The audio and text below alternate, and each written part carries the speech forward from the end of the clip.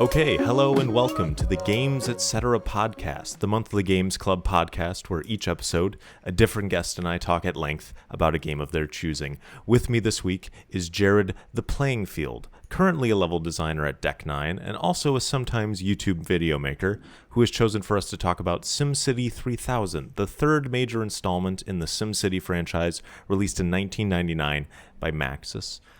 How you doing, Jared? Pretty good. How about yourself? I'm doing okay. Yeah. I'm glad to see you. This is my last day of COVID quarantine, so. Oh yeah. Nice thing to tide me over. Are you feeling okay? Yeah, I'm feeling okay now. Yeah. I still got some gunk that's being produced in the nose. Yeah, gunk in the trunk. I suppose. They say constipation is one of the other symptoms you can get. Well, I don't know if that's true. Well, that's half of the four humors right there. So right. Yeah, that's what COVID. It brought us back to the humor system. Like that's how medieval this shit was. Drop my pen. Okay.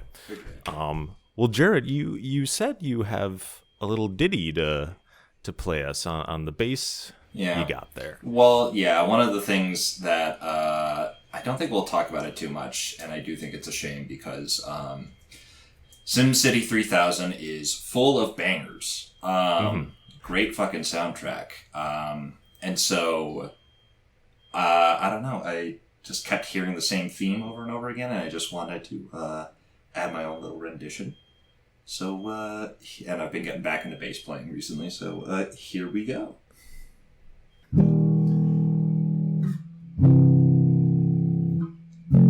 15. There we go.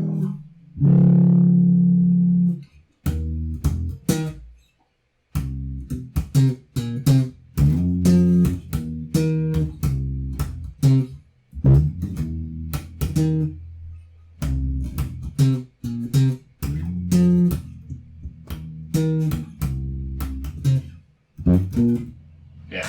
You know what? That's probably the best you're gonna get. Yeah. I heard none of that currently. Oh wow. I'm sure I'll be happy. None of it was it. like Okay. It was just burp. Burp. Burp. I mean, your fingers look good. I was like, oh, he's got the form, he's got the technique down.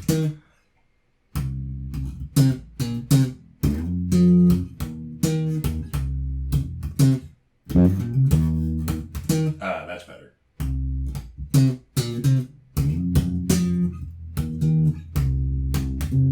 I don't know. The nerves hit me halfway through. I understand. Yeah. Anyways. Performance anxiety. Yes. So that was the show. Let's get to dinner. I think that's how that works, right? Yeah. What? I wish I had food. I'm fucking hungry. I should bring food on these things. Yeah, I don't care if people hear me chewing. I had to cobble together a real weird lunch right before this. So. A weird lunch? What'd you have? A cheese sandwich, half a cucumber, a Nature Valley bar, and a can of green beans. You said ingredients. I love that. Yeah. You just had like disparate, yeah. Mm-hmm. I had yogurt earlier. Oh, nice. Yeah, and some chocolate milk. You Midwesterner. That's a Midwest thing? Fucking chocolate milk? Just dairy. Just dairy, yeah. I'm going to Milwaukee soon. I'm going to be right at home. Oh, yeah. But anyway, let's not get into that. We could talk about that forever. So, did you play one of the themes in SimCity? Yeah. I assume I couldn't hear it, so Yeah, well, it's that basic one where it's like you open it up and it's just those big piano chords. It's like da da da da da. You know, and that you hear that in like all of the tracks. Or, like, the vast they all majority use the same one. Yeah, it's the leitmotif. Yeah. I've listened to 8-Bit Music Theory, Nice. Well, actually, when you start up the game, immediately you get assaulted with these loud fucking harmonicas. Every time I start thinking, it was like, well, that's like the deluxe version, I think. Oh, okay. Yeah. Yeah. I mean, that's like all you can get unless you have a disc. You don't own it, do you? Physically, no. Like, my dad had a copy, and that is definitely a theme that we're going to be coming back to. Yeah. Okay. Dad games. Yes. Dad. There. Okay. Dad games. Yeah. Hell yeah, man. I didn't even like think about that, but it's partially because my dad, he played like he had Roller Coaster Tycoon, but like he was more like military sim, simulation still, but like a Black Hawk Down, Delta Force type guy. Rather than like train games or city games or whatever. Mm-hmm. But in any case, but so you have a history with this game, clearly. Yeah, I think so. Yeah, a family history, I suppose. Right. Well, can you explain? And does this tie in with why you chose it? I'm not sure. I don't think so. Well, I'll get into one after the other. How's that? Yeah. Sure. When I really think back onto like what really got me into gaming, I got a console pretty late. Like, my parents didn't buy me a console till I was 10 because they were actually very resistant to me playing video games, but they still had like the Windows 95 and the Windows 98 computer, the thing from fucking Compaq that we put in the big desk that was just sort of in the upstairs landing. That was sort of our quote-unquote computer room. Mm-hmm. And so my dad, I guess looking back on it, he played quite a few games in the mid to late 90s.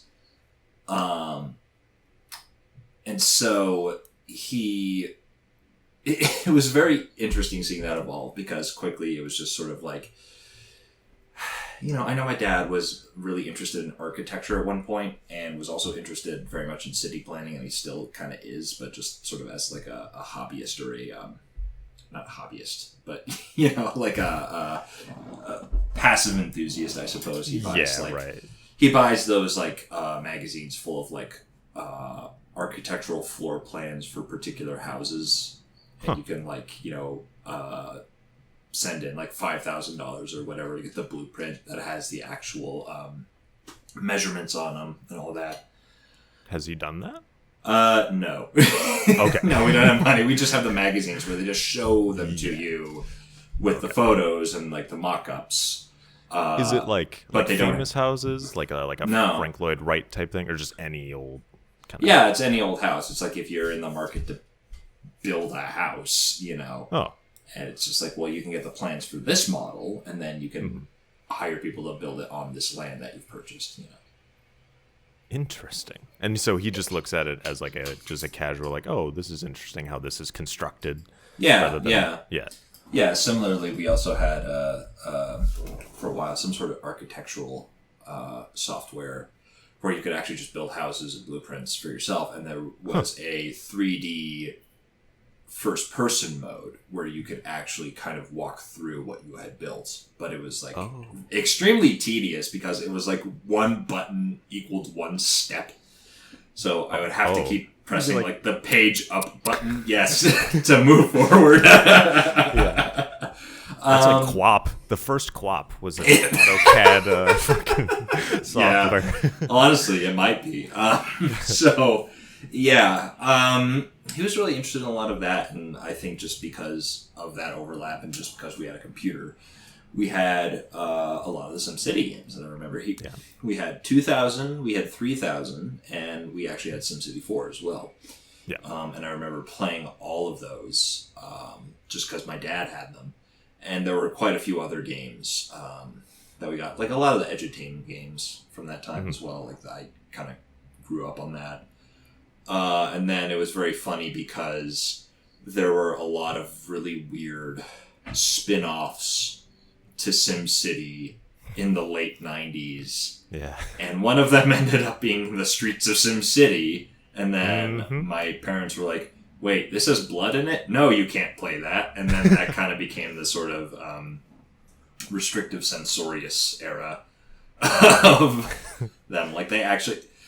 I was the only kid in my town whose parents actually, like, took seriously, like, it's rated M, you can't play it. Like, yeah. You know, like...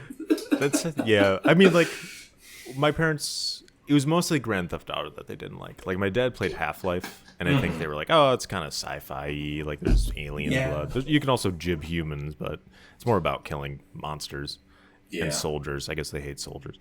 But, yeah, like, GTA was, like, the big one that they were like, no. But I'm sorry, even Streets of Sim Street? I forget what it's called. Streets of SimCity. Yeah. Is that the one where it takes your SimCity town and you drive in it?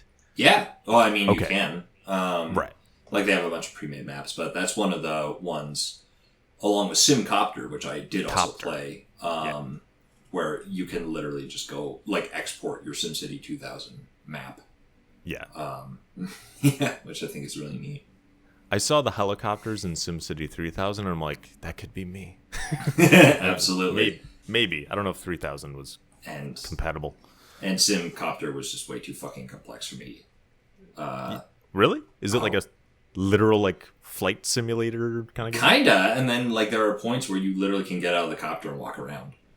Oh, shit. Yeah. And do what? I don't know. I just remember well, like, there are certain missions that you would take, like, you would, like, medevac someone and take them to a hospital, or you would, like, fight fires. Because you got, like, things equipped to fight fires and things like that. Okay. So that's your history, sort of the game. Yeah, with the definitely. game, Along with, like, a lot of late 90s just PC trash that was being thrown around. Yeah. The other reason the reasons that I picked the game... that's just, you have some connection to it. You had to consciously think about it and pick it for this. And why is that? Yeah, I don't know. It's been kind of burbling in the back of my mind for a little bit. There was a meme a while ago on Twitter where people were like, these fucking craft breweries are out of hand. And it was just a photo of a guy with a can of an IPA that's produced in Portland, Oregon, called SimCity 2000. And it literally has like a faux SimCity 2000 thing mocked up on the label. And I'm just like, that looks like the coolest fucking beer ever. I want to try it. But that's not... I don't know.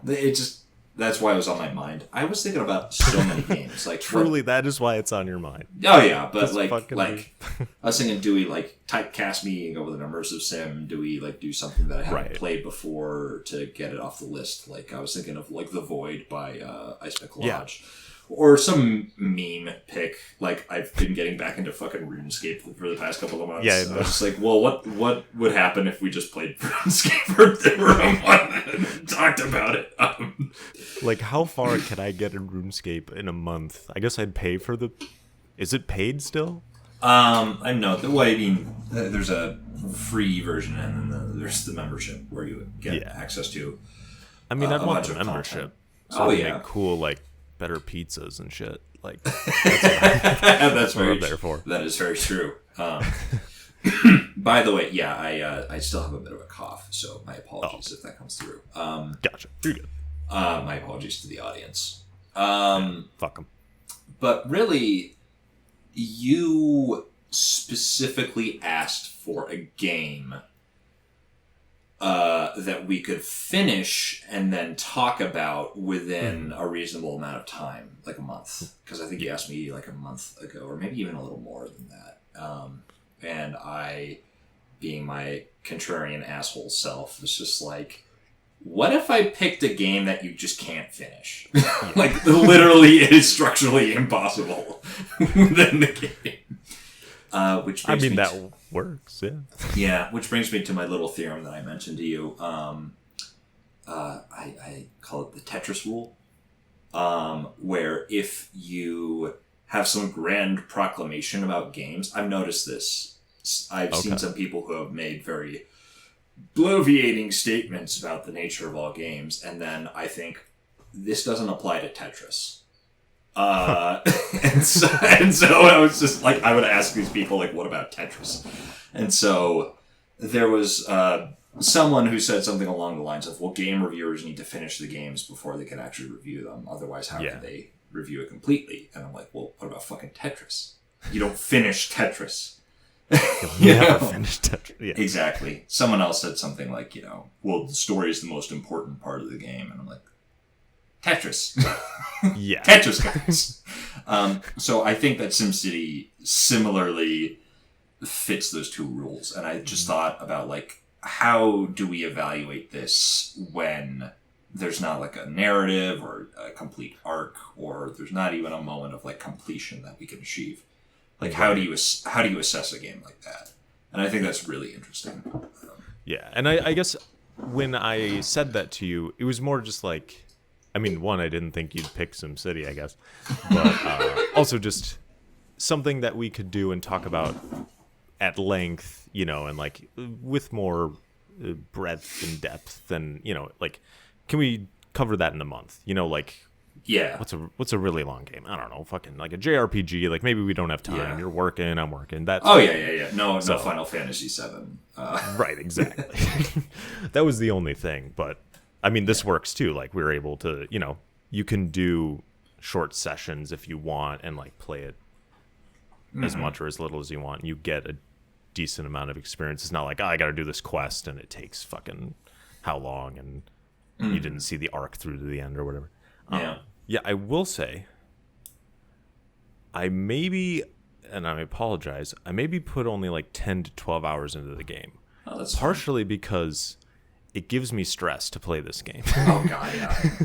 And I also think thinking about the game is almost more interesting than playing it itself. And I don't know if you necessarily agree with that. Yeah, let's start by talking about what the game is. Sure. In general, its mechanics and stuff like that. And then I can get into maybe my reasons why I think that. But what is SimCity 3000? What do you do in SimCity 3000? I cannot imagine that there's a person listening to this that does not. Well, I mean, we'll still do it. I know. I didn't. Really? I'd never played a SimCity game before this. Oh my God. But you didn't even have like a concept of how to play it or like what you do in it? You put buildings down and but like this is different than what I was thinking. I've played like Roller Coaster, I've played Zoo Tycoon, you know what I mean? Fair. Like that's my angle, and those are pretty, I mean they're not like fully different, but they definitely play a little differently. Especially in terms of like zoning. Like that is a kind of an odd mechanic that I never considered. Definitely. I've watched a couple of videos with like actual city planners who play SimCity, and they're just like, I watched one too. Yeah, they really appreciate that. But yes, so yes, you are God Emperor of a patch of land where you can just build anything by decree if you have the money for it. Somehow you have unlimited power to make any zoning changes that you want, but not unlimited power when it comes to finances. I mean, I kid, but we'll get into that. So yeah, for people who don't know, there's like 3 zones, and they all come in their like light, medium, and dense flavors. Their subtypes. You've got residential, you've got commercial, and you've got industrial. And basically I would say the really core thing, like the thing that you check most as you're playing SimCity is the sort of demand graph for each of these. Like you've got 3 bars next to each other, and there's like the little RCI for residential, commercial, industrial in the middle of them. And so if there's like a green bar above the R, that means that there's more demand for housing. But if the bar dips and it starts extending below the R, that means that there's a negative demand for housing, and that basically means that people are going to start leaving the city. And so same for commercial and industrial. So you gotta do that and set up traffic networks with roads, and then later on maybe you'll unlock highways and subways and rail, just like trains. And then everything just kind of unfolds from there, and you have to balance everything. Like one of the big issues that I ran into very early on is that there was a huge demand for industrial. And that kind of makes sense because it's like, well, this is a simulation where like people need jobs. Yeah. And so I was just like, well, I want more jobs so I can like build the population up and I can actually like collect more tax revenue so that I can actually start making a fucking profit in this city and not have the treasury like drain after 2 years. And then that, of course, because you start out with a lot of restricted stuff. Like, you only start with, like, coal plants and oil plants for a power source. And that generates a lot of pollution. So does industry, at least in the beginning. They kind of hinted at, like, oh, well, you can attract green industry into your city. But I was not successful at that. Same. Yeah, and so, excuse me. Yeah, you got to balance that. Like pollution was like a knock-on effect, and that got like into the drinking water. That affected the air quality. It got so bad that like every now and again there would be fucking acid clouds that would appear. And, you got acid clouds? Yeah. Shit. Yeah, and people were screaming at me like, build more parks for the love of God, because apparently if you not just like de-zone and like spread out industry more, but like also if you stick like parks in the middle of industrial zones, apparently it helps with the pollution somewhat. I can't say it was. Yeah, I can't say that it was good by the end of it, but it got to the point where I wasn't getting an acid cloud every year or so. That would like dissolve part of the road. So, Christ. Yeah. So, how many like so I've done like a couple playthroughs, where I like failed and I like restarted. My last one was successful. I like, had a good surplus each year. Nice. And things didn't completely fall apart. And I did like 33 years. Like, how long was that playthrough where you were getting acid clouds and you kind of, if you remember, were getting acid clouds and kind of cleaned it? Yeah, if I recall, I got to like 1945 or something like that. Okay, from 1900. Yeah, you started in the year 1900 for our audience at home. Well, you can choose 2000. I tried 1900, but I felt like maybe I wasn't getting certain technology, like buses. I wasn't allowed to have. Okay, yeah, that was a big problem. That was the frustrating thing. Like, yeah, like that is one of the things that we could talk about this game as its shortcomings and it being poorly aged. There's a lot of information that you just really. You have to go poking in very unintuitive areas of the interface in order to figure out. Because it was just like, I kept getting an offer from a neighboring city to supply them with excess power. Yeah. And they were just like, well, we want like 20,000 megawatts a month. And I was like, am I producing that much? Am I like using all of that? And like I had no idea where to do that. It was only like literally my last session before we played, where I was like, oh, you have to like click the query button and then click on one of the power plants, and it's like you're using X out of however many megawatts. Right. And that's how you and like it. There's not like one central place where you can look at like all of your power plants combined. Yeah, you gotta go to every single one. I mean, yeah, exactly. At the beginning, you've only built maybe one or two. At least personally, because they're expensive. Yeah, they are. I mean, I got up to 5, but like I kept taking out loans in order to pay for it. Yeah, but like those neighboring city deals make you a lot of fucking money, and that's really like how I managed to get like an equilibrium for a little bit. Mm-hmm. Yeah, unfortunately for me.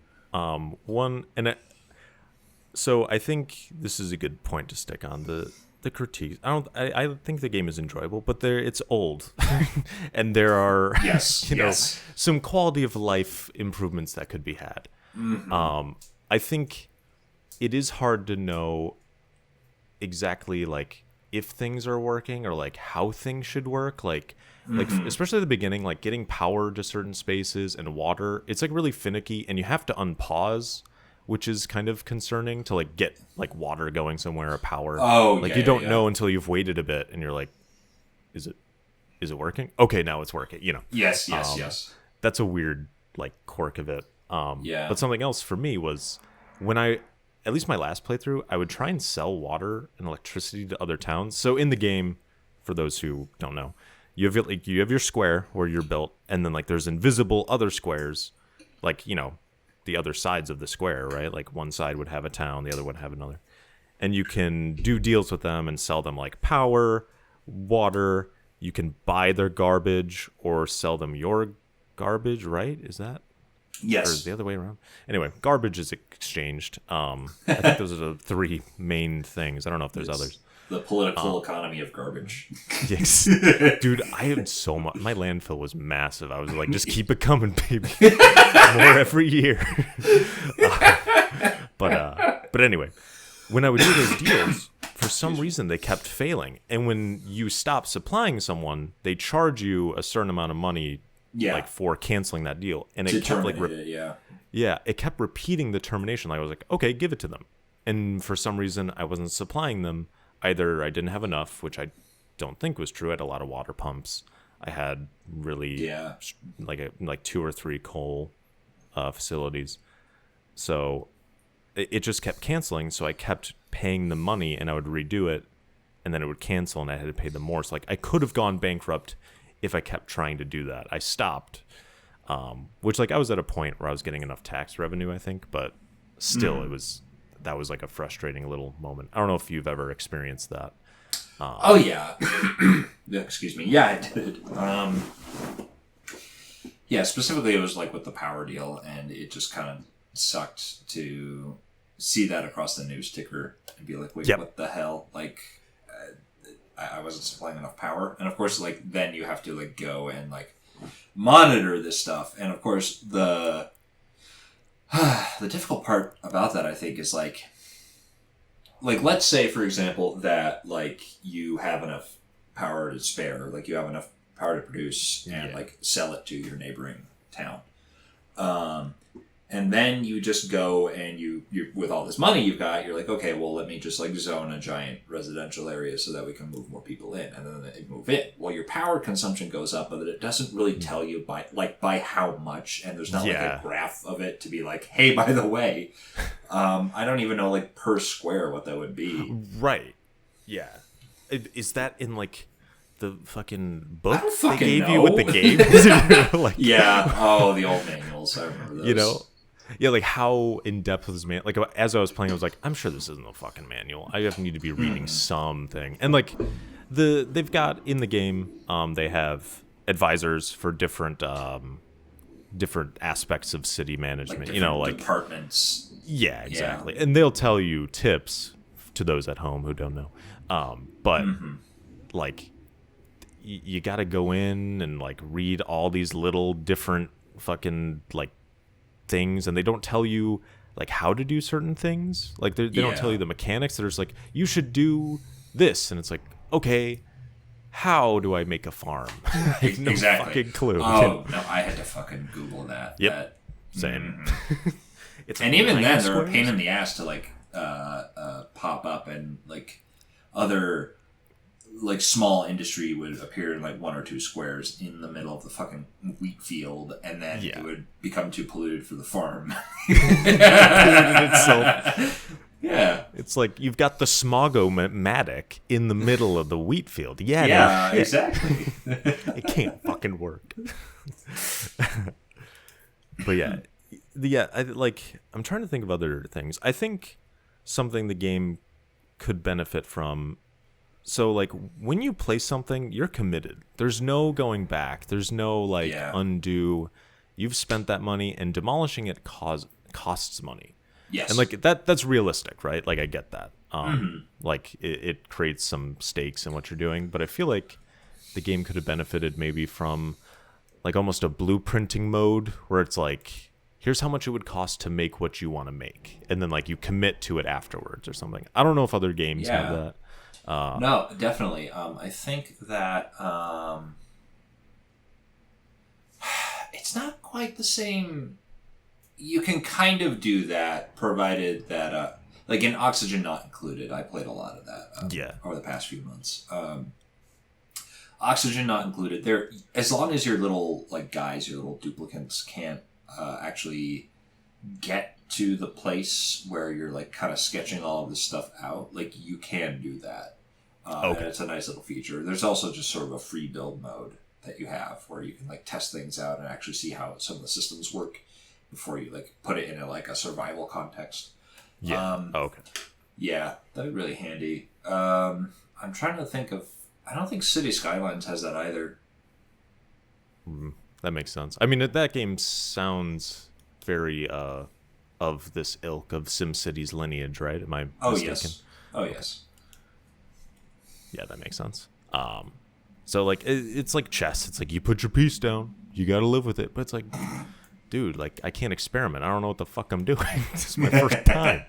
Yeah. It's just, as a first-time player of any of these games, it was a lot. And I was like, I didn't mean to put that road down. And now, it only cost a couple hundred. But, like, yeah, I'm in the red already. Like, yeah. I need help. Well, I had two sort of main directions that we could have gone into. Because the more I played, I was actually kind of scared that I wouldn't have a lot to say about this game. And then... Yeah. I kept playing it, and what really stuck out to me are just a lot of the political assumptions within the game. Yes. And so I was thinking, first, kind of going back to that like Windows 98 compact era, just wanting to sort of explore the vibes or the era that SimCity 3000, well, all the SimCities were a product of in the 90s. And also sort of the contemporary situation with like local politics, which kind of spits in the face of what SimCity envisions, I think. Okay. Those were my two spheres that I wanted to get into. Yeah. Jared gave me a little, I guess, reading list. One of them is a listening list. Yes. Just a specific album. And a piece on... Idahosian? What do you... Oh, that's a Idahoan? Idahoan? Okay. I think so. What's the demonym? Is that the term? Is that the... I never knew it. It's literally on the Wikipedia in the little box on the right. Okay. Good to know. Demonym. Come on. Demonym for all those listening. Demonym, a noun used to denote the natives or inhabitants of a particular country, state, city, etc. You're welcome. Yeah, Idahoan. Okay. Yeah. I like Idahosian better. What do I know? Well, it reminds you of home because you're all Hosiers, right? That's Indiana. Oh, whoops. Don't ever. Yeah. Motherfucker. Yeah. So the thing is that like a long while ago, I was watching PBS Ideo channel back when it was still around. Mike Rignetta, what up? Exactly. R.I.P. Mike Rignetta. Yeah. Have you seen his videos recently? He makes videos? Yeah, he made like 3. What the fuck? Okay. Yeah. Wow. You just have to follow his personal YouTube channel, which is I see. Mike I didn't Rignetta. know. Yeah, I didn't know he was following that. That was really back in like 2014 where he was talking about like it was just a video on politics and video games, I think, and like he actually cited Errant Signal, who had that video on like get your politics out of my video games or whatever. Yeah. And that was how I got introduced to Errant Signal. And he kept he mentioned SimCity in that video, and he's just like, well, here are like obviously there's like the bounds and assumptions of like city planning and local politics that kind of constrain SimCity. And I was thinking, oh, this is really interesting. Like, and he kind of alluded to like wanting to do a video on it, and then he did it with like the SimCity reboot that came out in like 2012, 2013. Yeah. God, I can't believe that's that old, dude. Yeah. The only online already. Controversy and shit. Oh, yeah. And then eventually he did go back to talking about SimCity, and he's just like, yeah, I don't really have a lot to say about the politics of it. And I'm like, playing this game, I'm like, what the hell are you talking about? Like, Yeah. I mean, I love Aaron Signal, by the way. Just in case he's listening, I don't think he's listening. Yeah. But Excuse me. His name is Campster. Yes, Mr. Campster, please. Mr. Campster. No, but I'm playing SimCity 3000. I'm just like, what the fuck are you talking about? Like, Yeah. this thing is loaded with politics. Like, And like, it doesn't like. So I was reading, or I did a little extra reading, as well, and most of the, at least on Critical Distance, was just this video game writing. I guess curator sort of. yeah, compiler.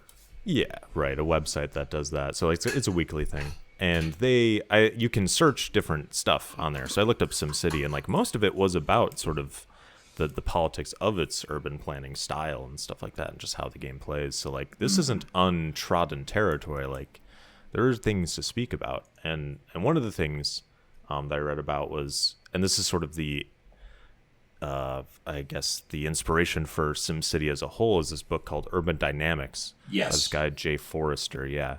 So do you know about the book? Yeah, that kind of came up. Yeah. Because I was thinking of like how we could talk about maybe the production of SimCity 3000, which I heard was particularly tough for Maxis, but there's just really not a lot on that. Oh no. And then I found like a video where this guy called the Arcadeologist, I think. He's got like 8,000 subscribers. He has a nice little video just talking about like the progression of SimCity. He kind of described it, but it was basically just like, oh, they wanted to go full 3D in SimCity 3000, and they didn't have the resources or the technology yet, so then they backed off on that, and then they released SimCity 3000. And I think that's part of why apparently there's this reputation of SimCity 3000 being kind of a mediocre SimCity game, which I'm very surprised by.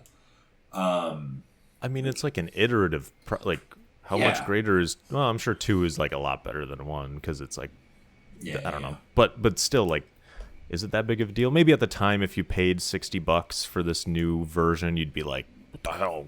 This is only. I get dense residential and or like there's medium now. Cool, I don't give a shit. But probably now it'd be like playing 2 would be a little bit difficult to go back to. Yeah, definitely. But I don't know. There just wasn't a lot there. I think for just like talking about the production process itself. I think partially it's probably because Will Wright wasn't on it, and maybe people aren't as interested in like. I don't know. Maybe I feel like people follow him a lot, especially when it comes to Maxis. Like it's his story, whereas really like is, this is about these are other directors and who kind of take on the mantle while I think he was making The Sims. So I could see why there was less interest in general over time. Yeah, definitely. Sorry, I went tangentially from where you were. Urban Dynamics. Yes, that's it. Yeah. He brought up urban dynamics in that video. Okay. Yeah. So do you know what do you know of the book? Nothing. Nothing of the book. Okay, so I looked up the guy on Wikipedia, and his article is extremely short. It does not even mention that like urban dynamics inspired SimCity. Wow. Yeah, it doesn't. I just know that the guy was a systems theorist, which is pretty interesting. Right. Yeah. I can share I've got a link here that I can share with you, and obviously we can't read it right now because we're in the middle of talking, and I should have sent it earlier. I mean, that's fair enough. I was actually trying to Google like David Harvey and stuff like that as sort of a counterpoint to all of this. Oh, okay. Yeah, it did inspire me to look up Marxist geography and try to get into that a little bit. Yeah. I can't say I'm properly prepared for bringing that up, but right. I mean, I'm barely for urban dynamics. I guess. So what Jay Forrester, the writer of Urban Dynamics, did is he created a sort of like this small basically a simulation which would create a city, and you can change variables and stuff. I don't know if it was like a punch card type computer. It was it was a while ago. Oh wow. Yeah. So and he promised it would help people run a society. And one of the quotes from that article I shared with you. It's called the article is called "Model Metropolis" by Kevin T. Baker. I guess I can put it in the show notes if anyone is interested. I've never clicked on links in show notes because I'm on my phone. I'm usually looking at articles on there, but in any case, one of the quotes from the article is Jay Forrester's Urban Dynamics put forth the controversial claim that the overwhelming majority of American urban policy was not only misguided, but that these policies aggravated the very problems that they were intended to solve. In place of great society-style welfare programs, Forrester argued that cities should take less an interventionist approach to problems of urban poverty and blight, and instead encourage revitalization indirectly through incentives for businesses and for the professional class. And Forrester declared that he had reduced the problems of the city to a series of 150 equations and 200 parameters. Wow. And I think he himself admitted, like, it wasn't a perfect, simulation, but sure. He seemed to be assured that it was a good way of getting someone in the right direction. Very interesting. Yeah. And I think, at least from... I feel like in SimCity 3000, you have this, like the budget dude. I forget what his title is. The city budgeter. He sounds like treasurer. The treasurer sounds like this guy. He really does. It's like less taxes. That's kind of it. He just doesn't want you to tax people and spend money on, all the services that you could provide. And I think if we look at the town Magnasanti, if you know of Magnasanti. Oh, yes. Yes, the quote, maybe not perfect SimCity 3000 level, but the most efficient in terms of resources and money making and population. There's an argument to be made that the game kind of does reward spending as little as possible and just building as much city as you can, and I don't even know. I don't even know how Magnasanti technically works. It's this the Magnasanti I'm talking about is this for those who don't. I should stop saying that. I just don't want you to think you don't know what I'm talking about. Yeah, we kind of have to get over that. Yeah, but it's this. So a man, I don't know what year it was. Maybe like the early 2000s. He was a student and he got really obsessed with SimCity 3000 and he created like this. He like took like months of planning and like using not spreadsheets, like graph paper and stuff, and he like tried to create this perfect city that he could build. They'd get like 6 million people, I think, in it, and it's just like super compact and tight or whatever. And it was sort of an art project to him. He described it as wanting to magnify the unbelievably sick ambitions of egotistical political dictators, ruling elites, and downright insane architects, urban planners, and social engineers. Wow. So he was able to use the tools of this game to make this dystopia where it's just like all city and you can't see the ground whatsoever. I think mostly you move in subways. Yes. I don't even know. I don't think I can remember seeing streets. Otherwise, the buildings are... That's probably a limitation of the game. You can't just like, can I make the buildings invisible so I can see what the fuck's behind them? Oh, yeah. And even then, like, rotating the camera is just the most disorienting thing. Yes. Because it only rotates at like 90-degree chunks because the thing is, it's still 2D at the heart of it. Yeah, exactly. But yeah, so he creates this city kind of under that urban dynamics sort of mindset, I guess, or like the logical extent of it, right? It's like just, and I think that was his point. That's why he probably calls it an art project, because it's like, I don't think most people would play the game like that, and most people can't. That takes too much time to envision that, and even recreating it takes a long time if you have the plans. Yeah. But yeah, just like give them nothing. The average age of that city was like 55, I believe. Yeah. I doubt he had hospitals. So, yeah, people are able to use this game in interesting ways. And I think I think they can express the original intent of at least SimCity 1, though I think maybe this game, and I don't know if you agree, but I feel like this game sort of subverts some of those things. Some of the, just let everything be privatized and just focus on, I don't know, like giving a platform to those kinds of things. I'm not sure exactly. I've not played the original SimCity. I remember playing SimCity 2000 as a wee lad. Yeah. And then just using all the cheat codes to just give myself like so much money that I wasn't actually really playing the game. Yeah,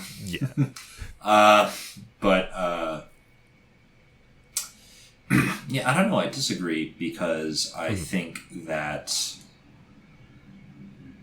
I don't know. There are certain examples in American history, obviously much more pronounced in European history, sort of public goods and services that are run and produced, that are generally well liked by the people, but of course, like they slowly get dismantled over time. One of the interesting comparisons of this is actually the real history of Milwaukee mayors in the first half of the 20th century.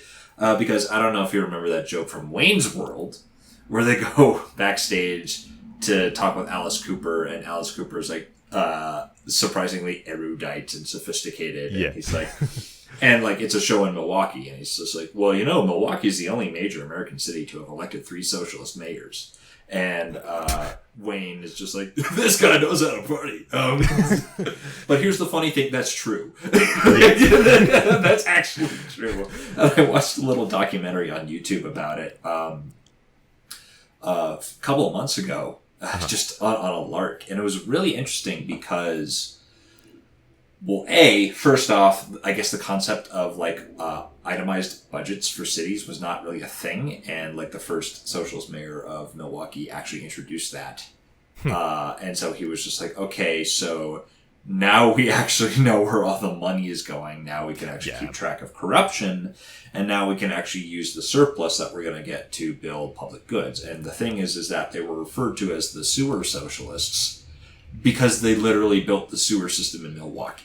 Okay. So they built that, and then, from my understanding from the documentary, they have like the public water treatment plant, and then they take the sort of stuff that they filter out of the water from the public water treatment plant, and they make fertilizer out of it, and then they sell the fertilizer through the city, and then that funds the water system. Yeah. So like the fact that like SimCity 3000 you literally can't do that in this game. Mm-hmm. There is no way of like, not nationalizing, but smaller municipalizing. I guess that's the term. Right. Like making public a system. Like I think that's a pretty big limitation to it, and I think that it really, really speaks to sort of the black box that SimCity finds itself within. Yeah. Right. What? Just asking about the Milwaukee stuff, was that like the 20s or just like when was this happening, if you recall? I think it's the 1910s, the 1920s. Yeah. Okay. Yeah. Shit. I mean, because that all sounds pretty standard and modern kind of stuff, and like no, exactly. Like, that wants to do it. Well, that's sort of the thing. They very much.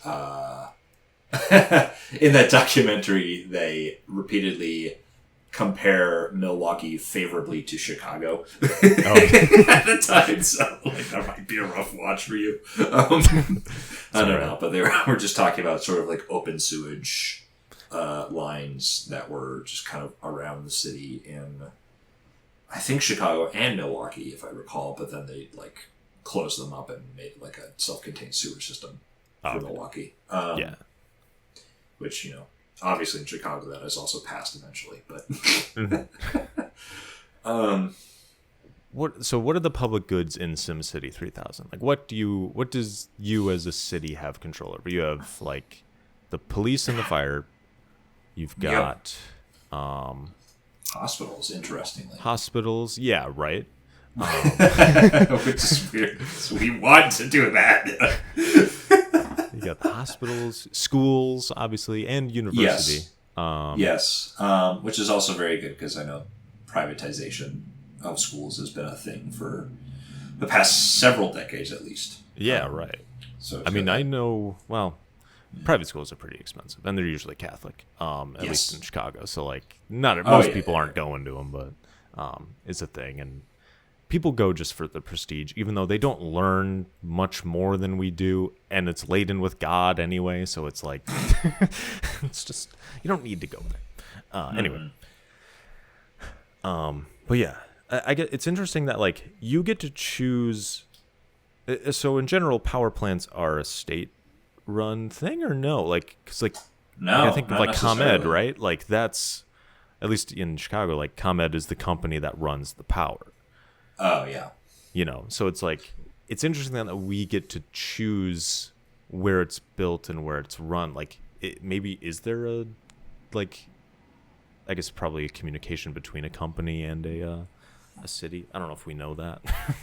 Yeah, I mean, I'm not too familiar with all the minutia of utilities and how those work.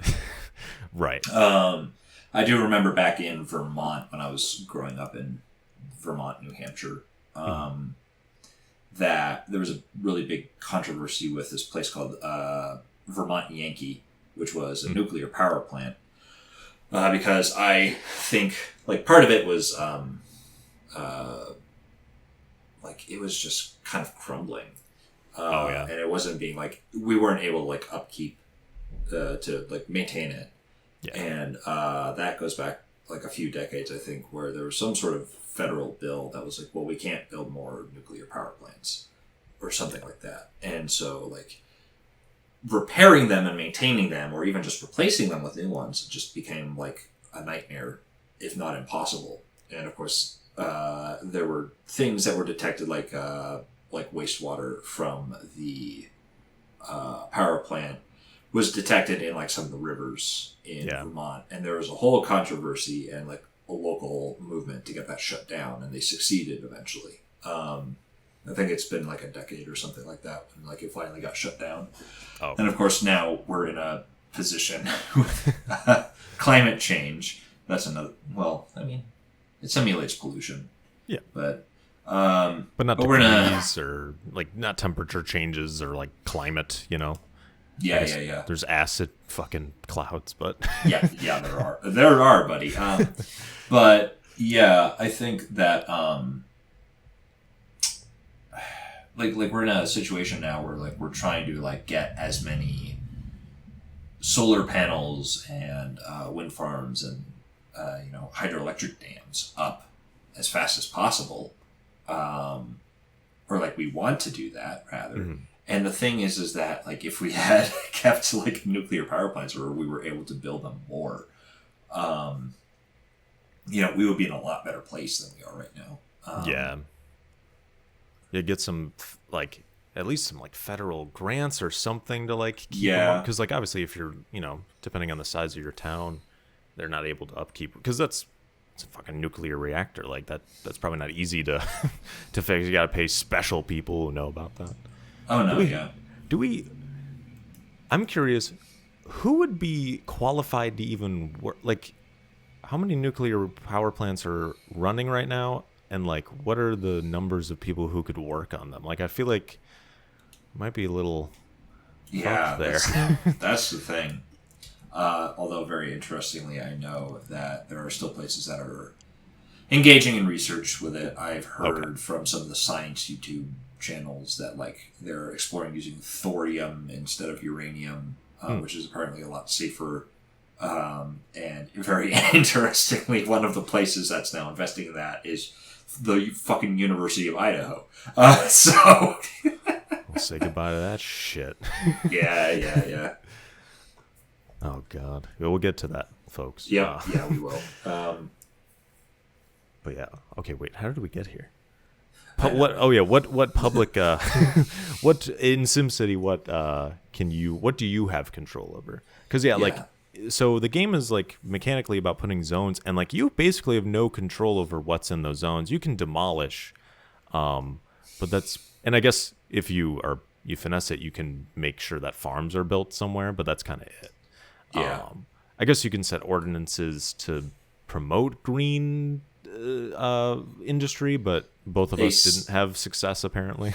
Yeah, well, that was one of the things. Like, one of the city planners was just like, oh, you should pass like ordinances to like tax pollution or like discourage polluting industries from settling here so that we get better, greener industries. And you can do that via passing ordinances. I'm like, cool. Where are those ordinances? Well, you didn't find the ordinances? No, I didn't. Oh, well, dude. I mean, like I knew where the page was, but like I wasn't getting anything that was relevant to that. Okay, yeah, and that's probably on a timer as well as our other technology and shit. And it would be nice to, maybe it's not realistic to know the exact timeline of when you get stuff, but like, I think the transparency would be nice so I can plan ahead when like I know when buses are going to be designed. That would be nice. Yeah, just like a thing that hovers over like the grayed out icons that you have. That's like, you need to hit this year or this population, because I assume those are the two things that would unlock those. Just hover over that where it's like, okay, now you get this thing. Yeah. That's not how it works. That's how you're suggesting it works. Yeah, well, that's how it should work. Okay, good. I was like, should I have been doing that? No.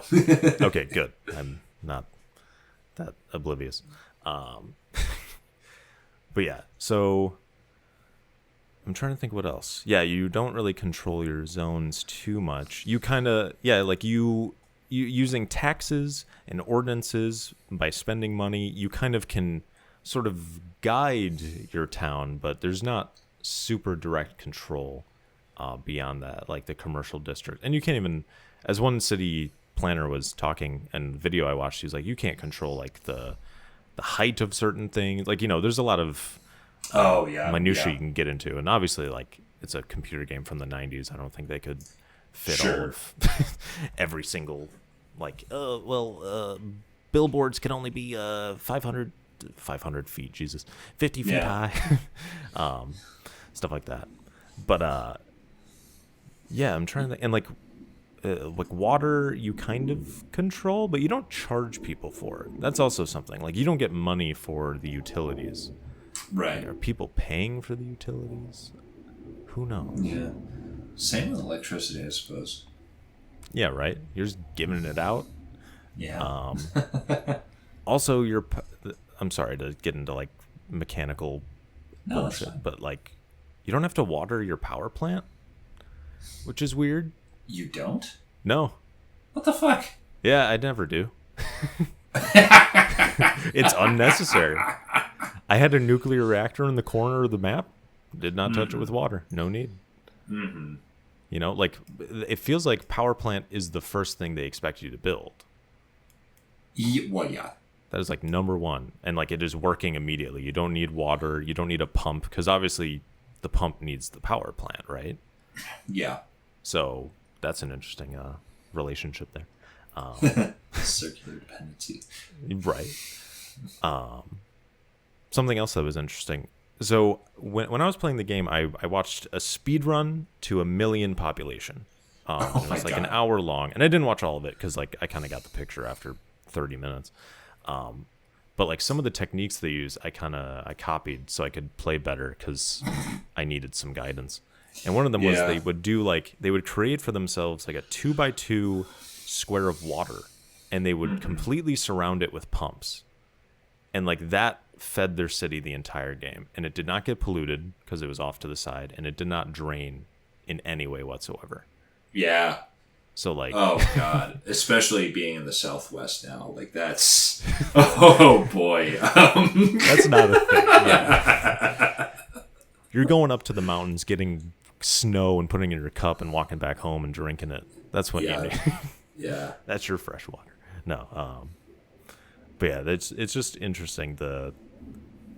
And like I said, yeah, it's a game from the 90s. Like, it can't be so simulation heavy and like so detailed. This isn't Dwarf Fortress, Yeah.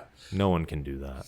Yeah, well, that's sort of the thing. It's like the definition of a simulation is it's a recreation of a real world process that is necessarily not 100% accurate. Yeah. And so that invites the very interesting question of like, what is it that you're prioritizing to choose to simulate? Yeah. And it's those assumptions and those gaps where we kind of see a little into the mind of the people that created this, or maybe even more into the mind of like the guy whose writings were like the inspiration for this stuff. Yeah. Well, that's something I wanted to say. So I feel like, so, you know, if what's his name? Jay Forrester in his book was sort of, you know, basically less public spending, more promoting privatization.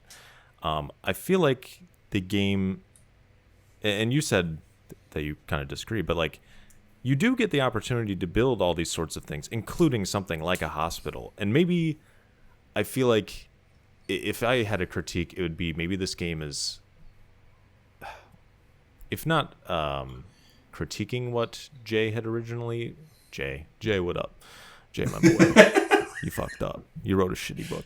No. Yeah, if he's listening. If he's fucking alive. I don't think he is.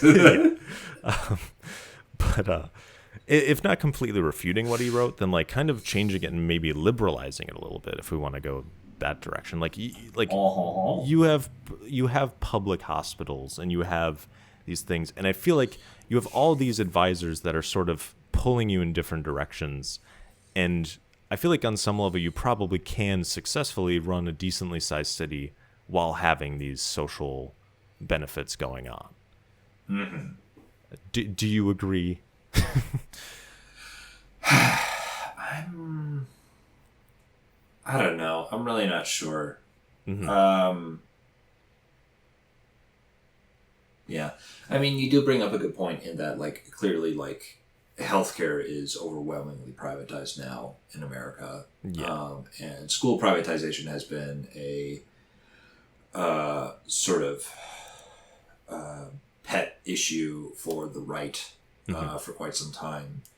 And indeed, with literally what just happened with Roe v. Wade, Texas is now getting bolder with that of like, well, we don't necessarily owe the people a right to an education, and we're gonna fucking try and push that.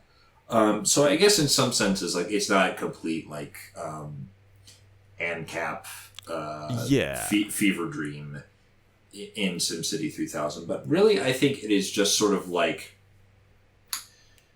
it's kind of a combination of what Jay Forrester was writing, but also sort of from the, I think, largely unexamined perspective of when they were making SimCity 3000, like, you know, 99.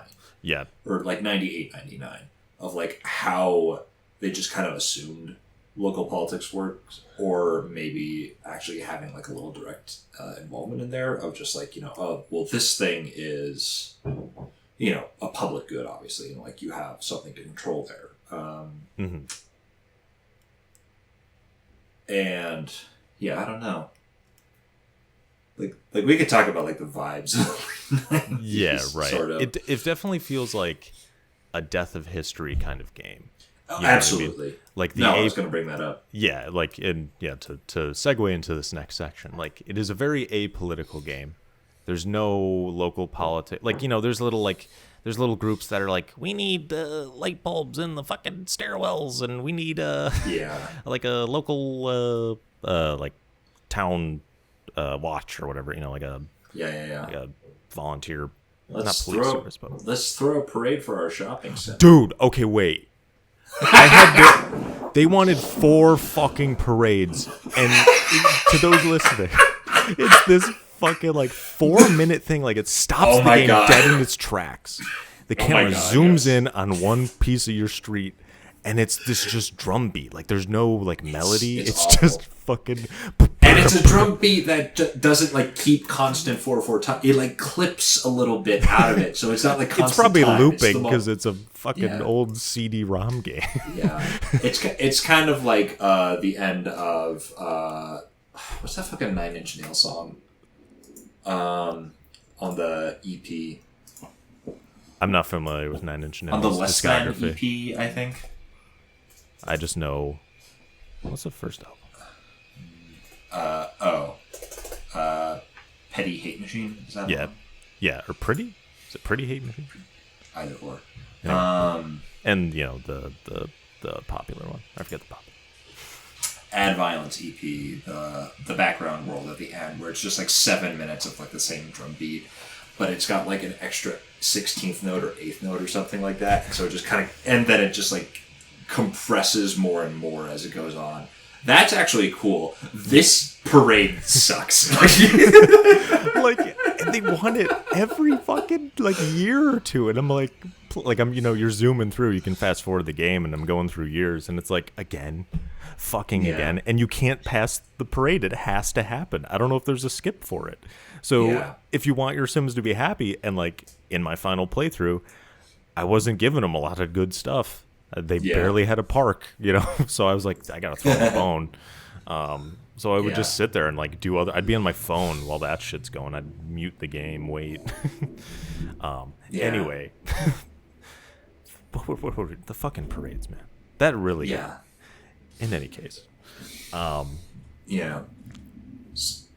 end of history. The end of history, just sort of this, like, this is how cities are, and they're like liberalism has won the game, and things will be like this forever, and it's just like it's about people going in and out of towns and just taxing just the right amount and giving them the things that they want. And obviously hospitals are good, and obviously libraries are good, and obviously all these things are good and run by us. And that's just how it is. There's no conflict whatsoever besides like not spending too much and I guess trying to keep people. I'm not too worried about making my population grow. I suck, so I need to I need to just let's find a good equilibrium here. But that's sort of the thing that I felt the systems were trying to push me towards, of like try and recruit, like have as many people move in as possible as you can do it, and you do it by like keeping taxes low, but that therefore you're getting like smaller amounts of money but from like way more people. And then trying to find like a balanced budget there. And I feel like that's what the game is encouraging in terms of behavior. Excuse me. What else? It just kind of feels like a civics class, or back when I was in Boy Scouts when we had to get our fucking citizenship in the community badge. What? And or the citizenship and the nation badge, which are both required for Eagle Scout, by the way. Are you an eagle? I am. Can you fly? Can you soar for me on screen? This would be really a great moment if I could play Fly Like an Eagle in the bass. I don't know it. Hey, Thundercat just put a cover out of that. I could learn that, maybe.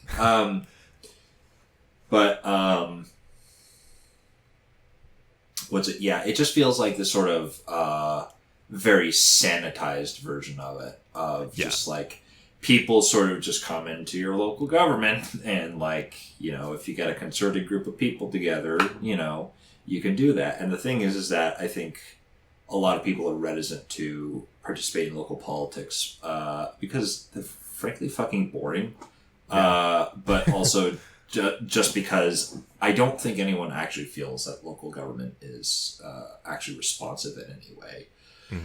And I feel it's sort of, again, kind of a late 90s technocratic worldview of just like, well, you just get all the people who are actually, really well trained and educated, and you put them in a room and they'll come up with something. And I've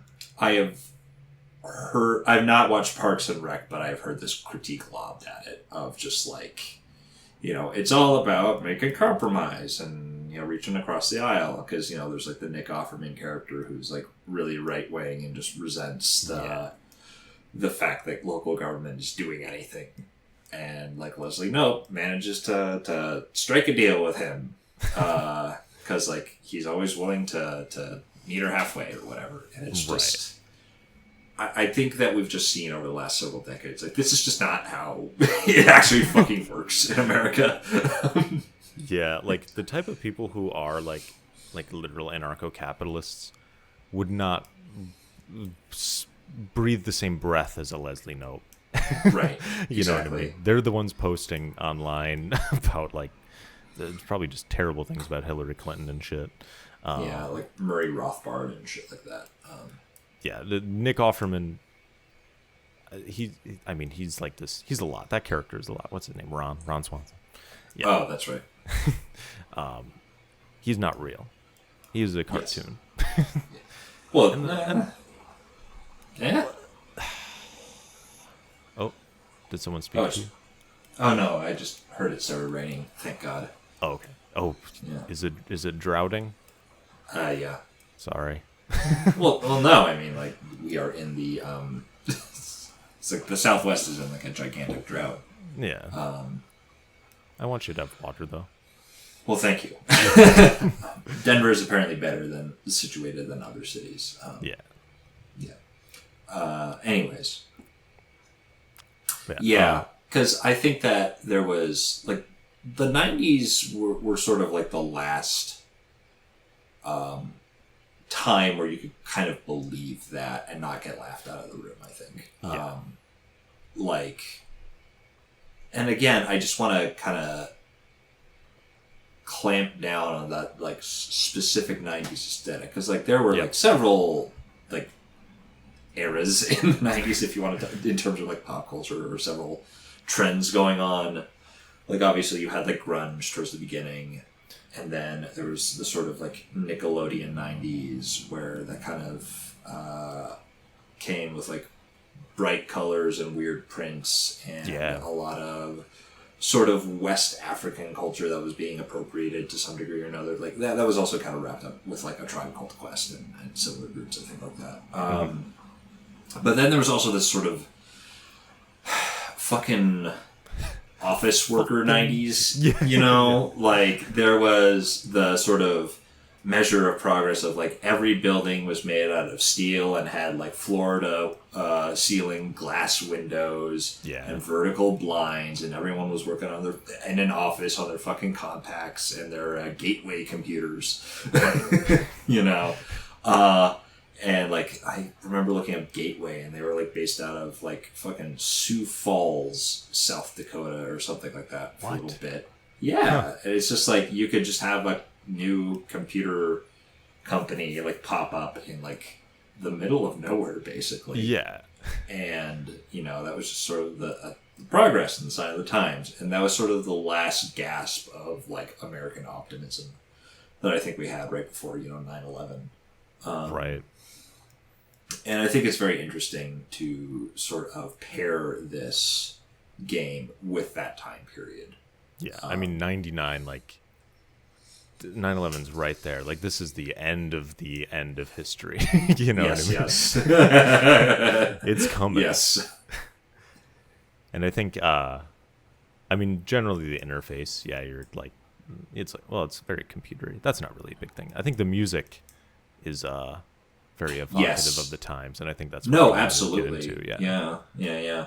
It's very not very, like, there's obviously like all the jazz stuff there, which is really good, but also sort of the contemporary classical, the minimal experimental classical stuff that feels like kind of Brian Eno-y, or even like David Byrne solo stuff at some point. Yeah. Maybe I'm just saying that because, like, both Brian Eno and David Byrne, like, made music for, like a version of Windows, and or, you know, David Byrne had that song, Like Humans Do. That was, like, the default one on Windows XP. No shit. Yeah. I didn't know that. Thank you. Yeah, it just came included with Windows XP. Yeah. And also, like, at least there's one track that sounds very Steve Reich, if that's yes, absolutely. Just like very like the specific, I don't know if it's a woodwind or whatever, but like specific woodwinds, and like he likes to use like bells and like sort of maybe marimbas and stuff like on his compositions. Tons of and there's like one song that I remember because I did not listen to the music the whole time I played the game, because there's only so many tracks, and I just wanted to listen to my own shit. I'm sorry, I'm a bad person. Yeah, well, there's a lot more than I anticipated. Yeah. Yeah. The jazz was also just really loud. It was just, and it was. Oh yeah. I was like, I need to turn this down. But yeah, there's one song in particular that I was like, oh, this is like a Reich composition or whatever.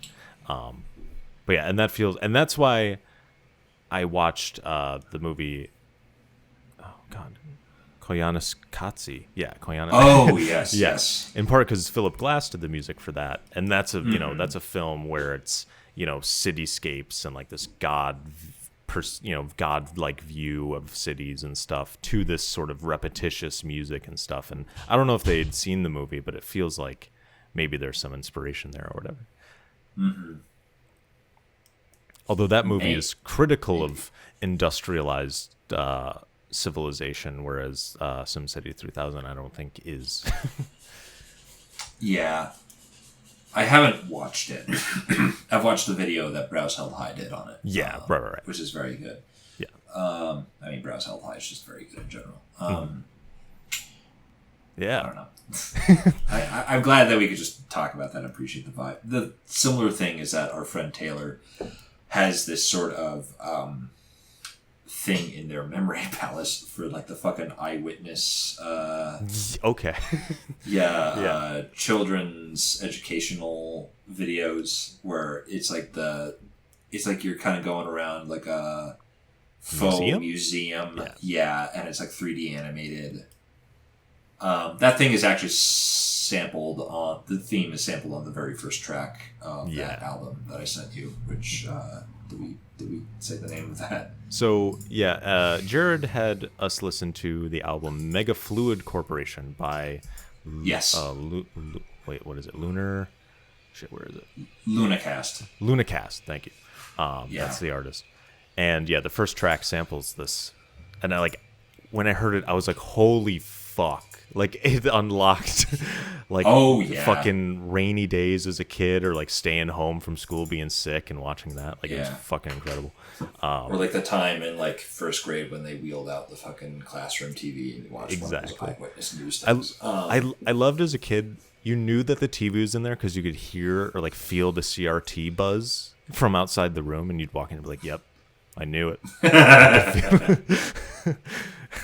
But yeah, so obviously there's that sort of 90s, vaporwave-y kind of vibe, or I guess vaporwave is like reminiscent of the 90s. I mean, that's the interesting thing. I kind of encourage people to listen to it because, like, I know vaporwave, like, it's most strongly associated with the 80s and stuff like that. I'm trying to create a sort of,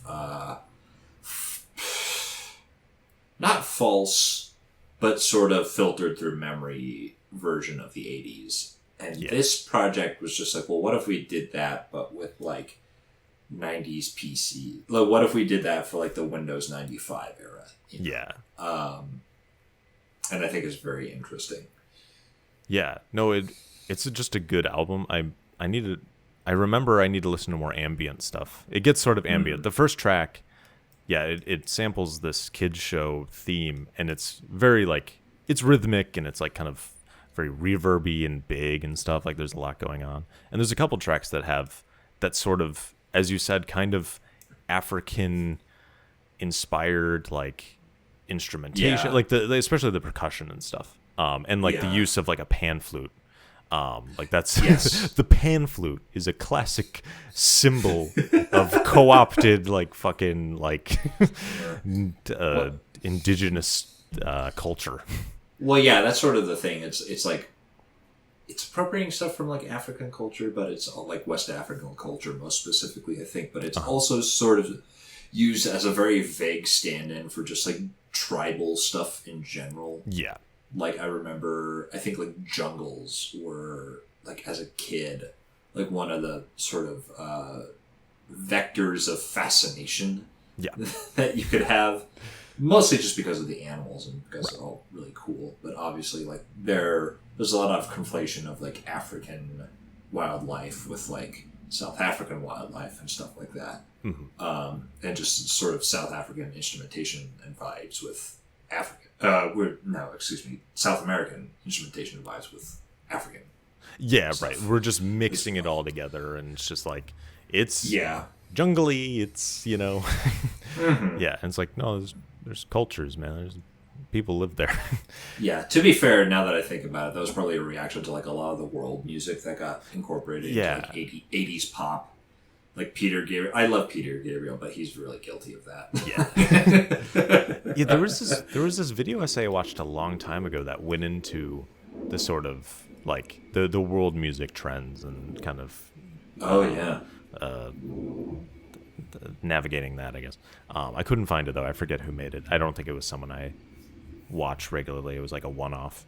But yeah, and this Mega Fluid Corporation album, I feel like kind of starts. Do you feel like that is like an ironic use of it? Like a way is like, so here is like capitalism which co-ops this natural like not iconography because it's audio, but like these natural sounds and stuff to then make way for the brutalization of nature and just the complete industrialization of it. Like, do you think that's what that is used for, or do you think it's more because that's what I feel like this album has sort of a narrative. Like every song has like a different title about like different processes. Like first it's natural soil, then greenhouse gases, nightlife, photosynthesis, nitrogen, groundwork, vats, methane, installation, and then the final song is Welcome to the Complex, and it has this like robot voice saying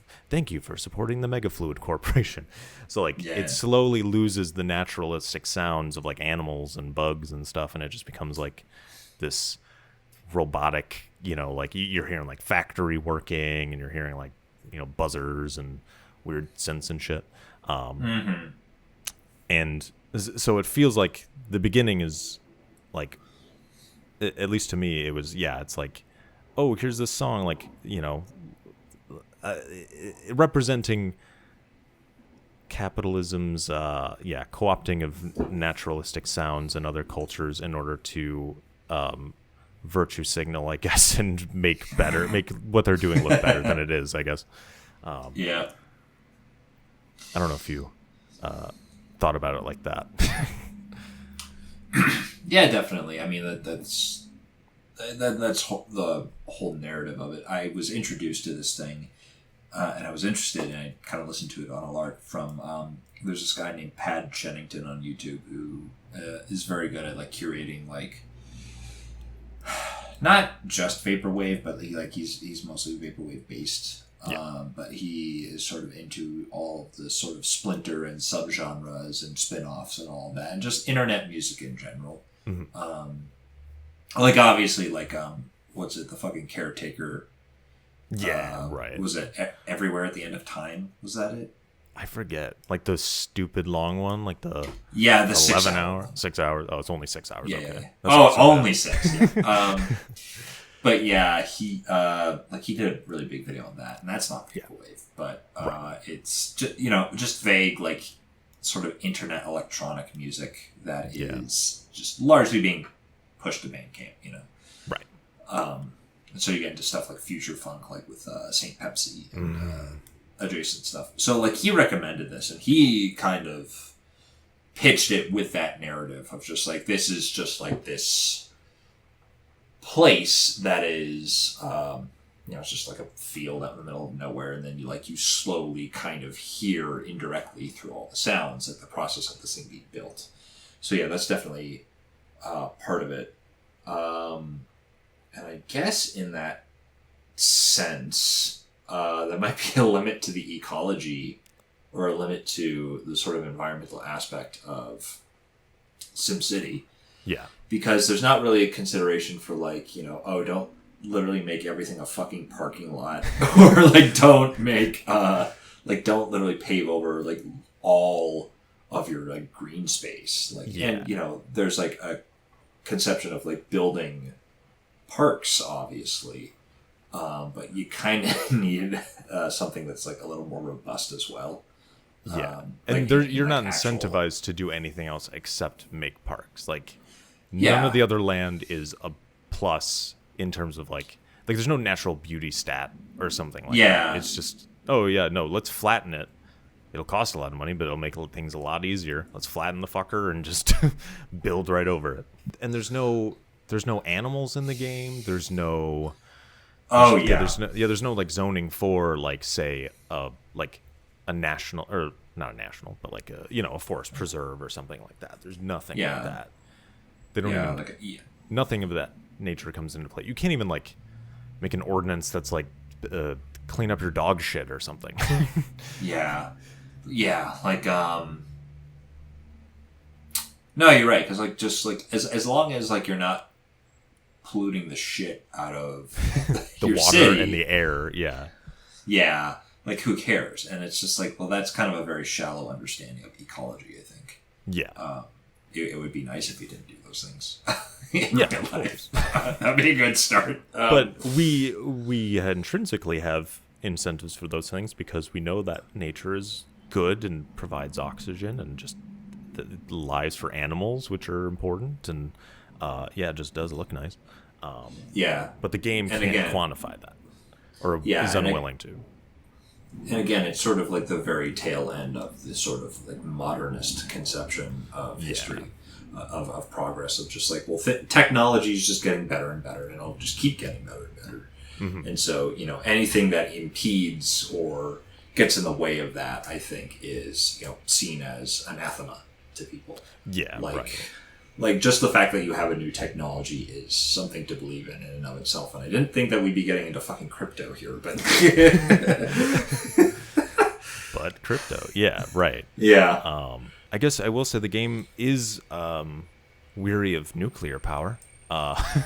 As you can, there's ordinances to like be like, ban that shit, and they could fucking radioactively destroy like a bunch of squares. Like you could lose access to them.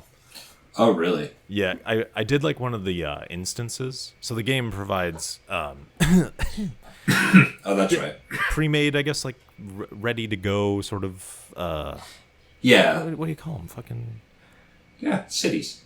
Yeah, just pre-made cities and stuff, or like different like little quests, little missions where it's like help this town from being super polluted and make it better.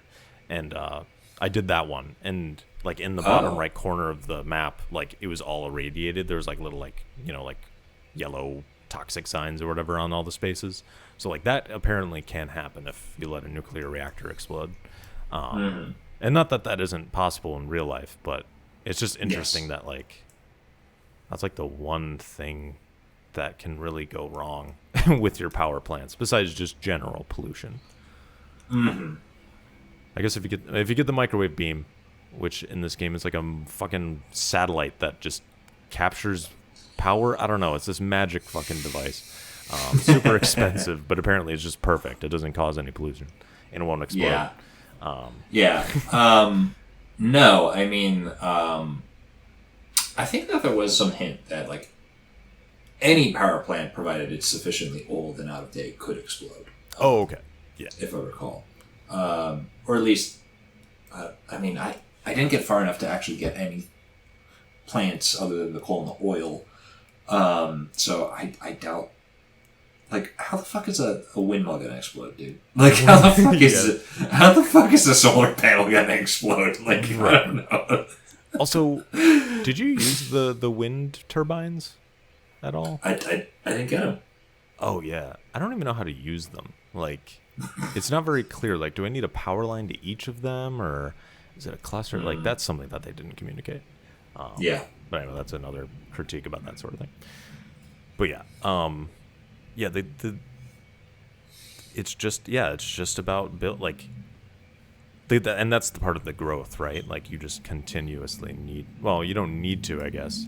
I feel like the game could let you, if you want to sort of stagnate, for lack of a better term, and just like keep a population a certain level and try and make them happier with like services, like you can do that. But even me, who wants to do that, I also, on the other hand, I'm like, I need a maximum security prison so I can make some money, and and I want to make cool skyscraper like fucking vistas and shit, And I think that's part of growing up in a society like this, and seeing I guess just seeing big, massive structures in a place is cool to me, I guess. Yeah. But yeah, I think it does incentivize you to do that too. Yeah. SimCity 3000 is a work of fiction because you can actually build railways. That's not a thing anymore. Damn, that's true though. Well, you're in 1900. You started in 1900. Oh yeah, that's fair. Yeah. So it's true for a while. Did you want to get into the more contemporary politics? Yeah, sure. Yeah. So you had brought up this article, if that's what you wanted to start with. Yeah.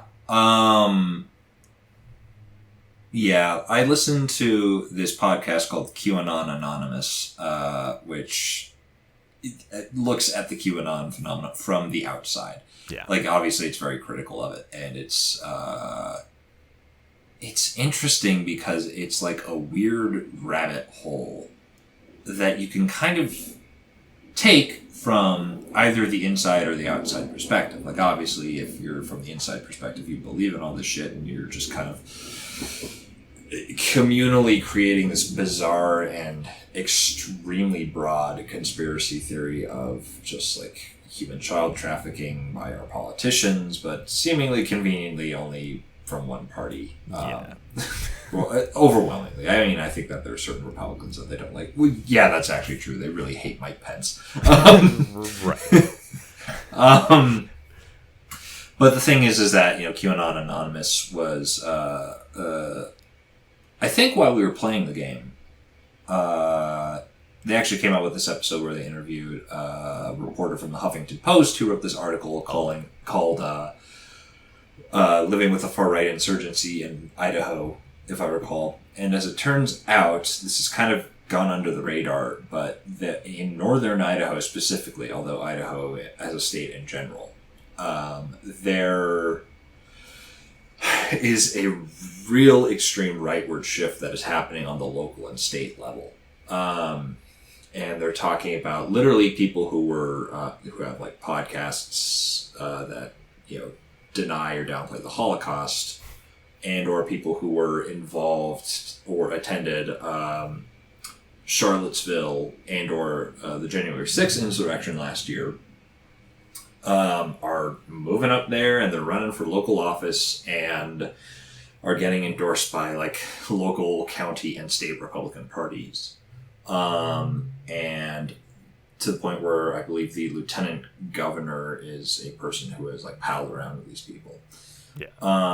And a lot of the things that last month there was the really there was like a close call with a number of like armed right-wing militia people in this place called Coeur d'Alene, which is I think the main town in northern Idaho,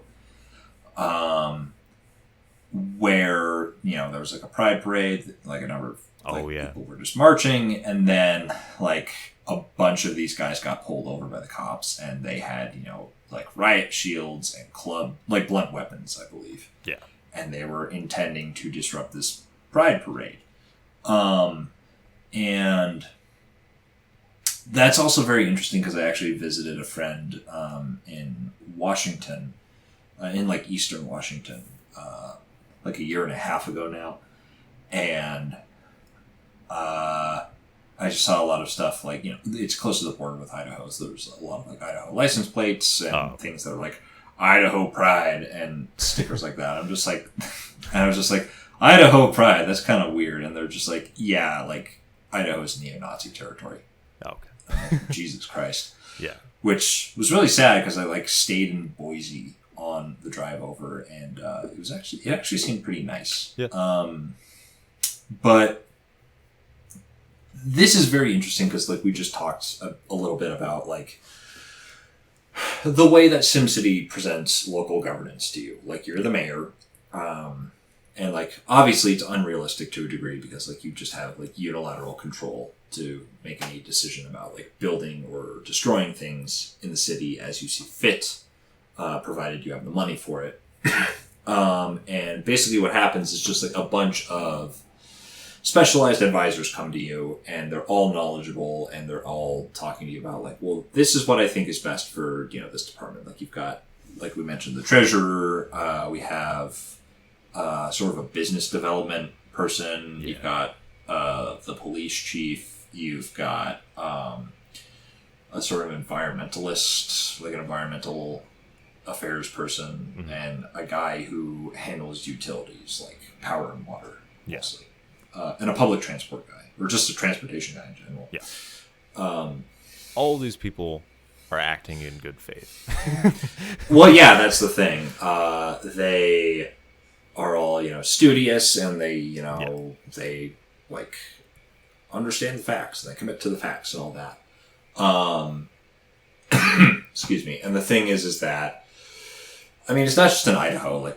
Like QAnon Anonymous has like kept track of like certain local officials all over the country. But there are just more and more people who are deliberately like running for local offices and school boards and things like that, and trying to pack these institutions with themselves and people who agree with them, expressly for political aims. And the political aims overwhelmingly are, white supremacist in nature, quite frequently. And like people are going to Idaho from other states. Like that's something also to say. Like influencers and stuff like that are like, oh, Idaho is the place to be. So they're going there and like campaigning for, if I don't think they're.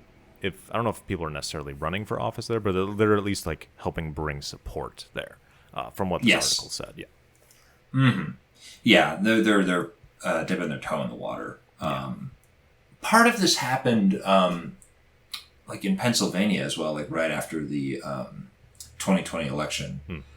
Like the lieutenant governor there, I believe, was elected a Democrat, if I'm recalling this correctly. Or was it the deputy attorney general? Something like that. It was a state office, and like this is a guy who was a Democrat. He won by a very narrow margin. Mm-hmm. And then there were just people in the state House of Representatives who were trying to invoke things like bylaws and shit like that to just like forcibly remove this guy and just deny him from being sworn in. So the thing is that like increasingly, like there are people who have just kind of figured out that you can kind of go into, I mean, not just the national political bodies, like, Mitch McConnell was obviously like a guy who really pioneered this over the past decade or so, or the past decade and a half probably. But like even just like a state local level, and they're just like, we're not going to cooperate with you. We're not going to do anything. We're going to grind this to a halt. We're going to dismantle as much stuff as possible because we basically want the state and local government to not really exist anymore. Yeah.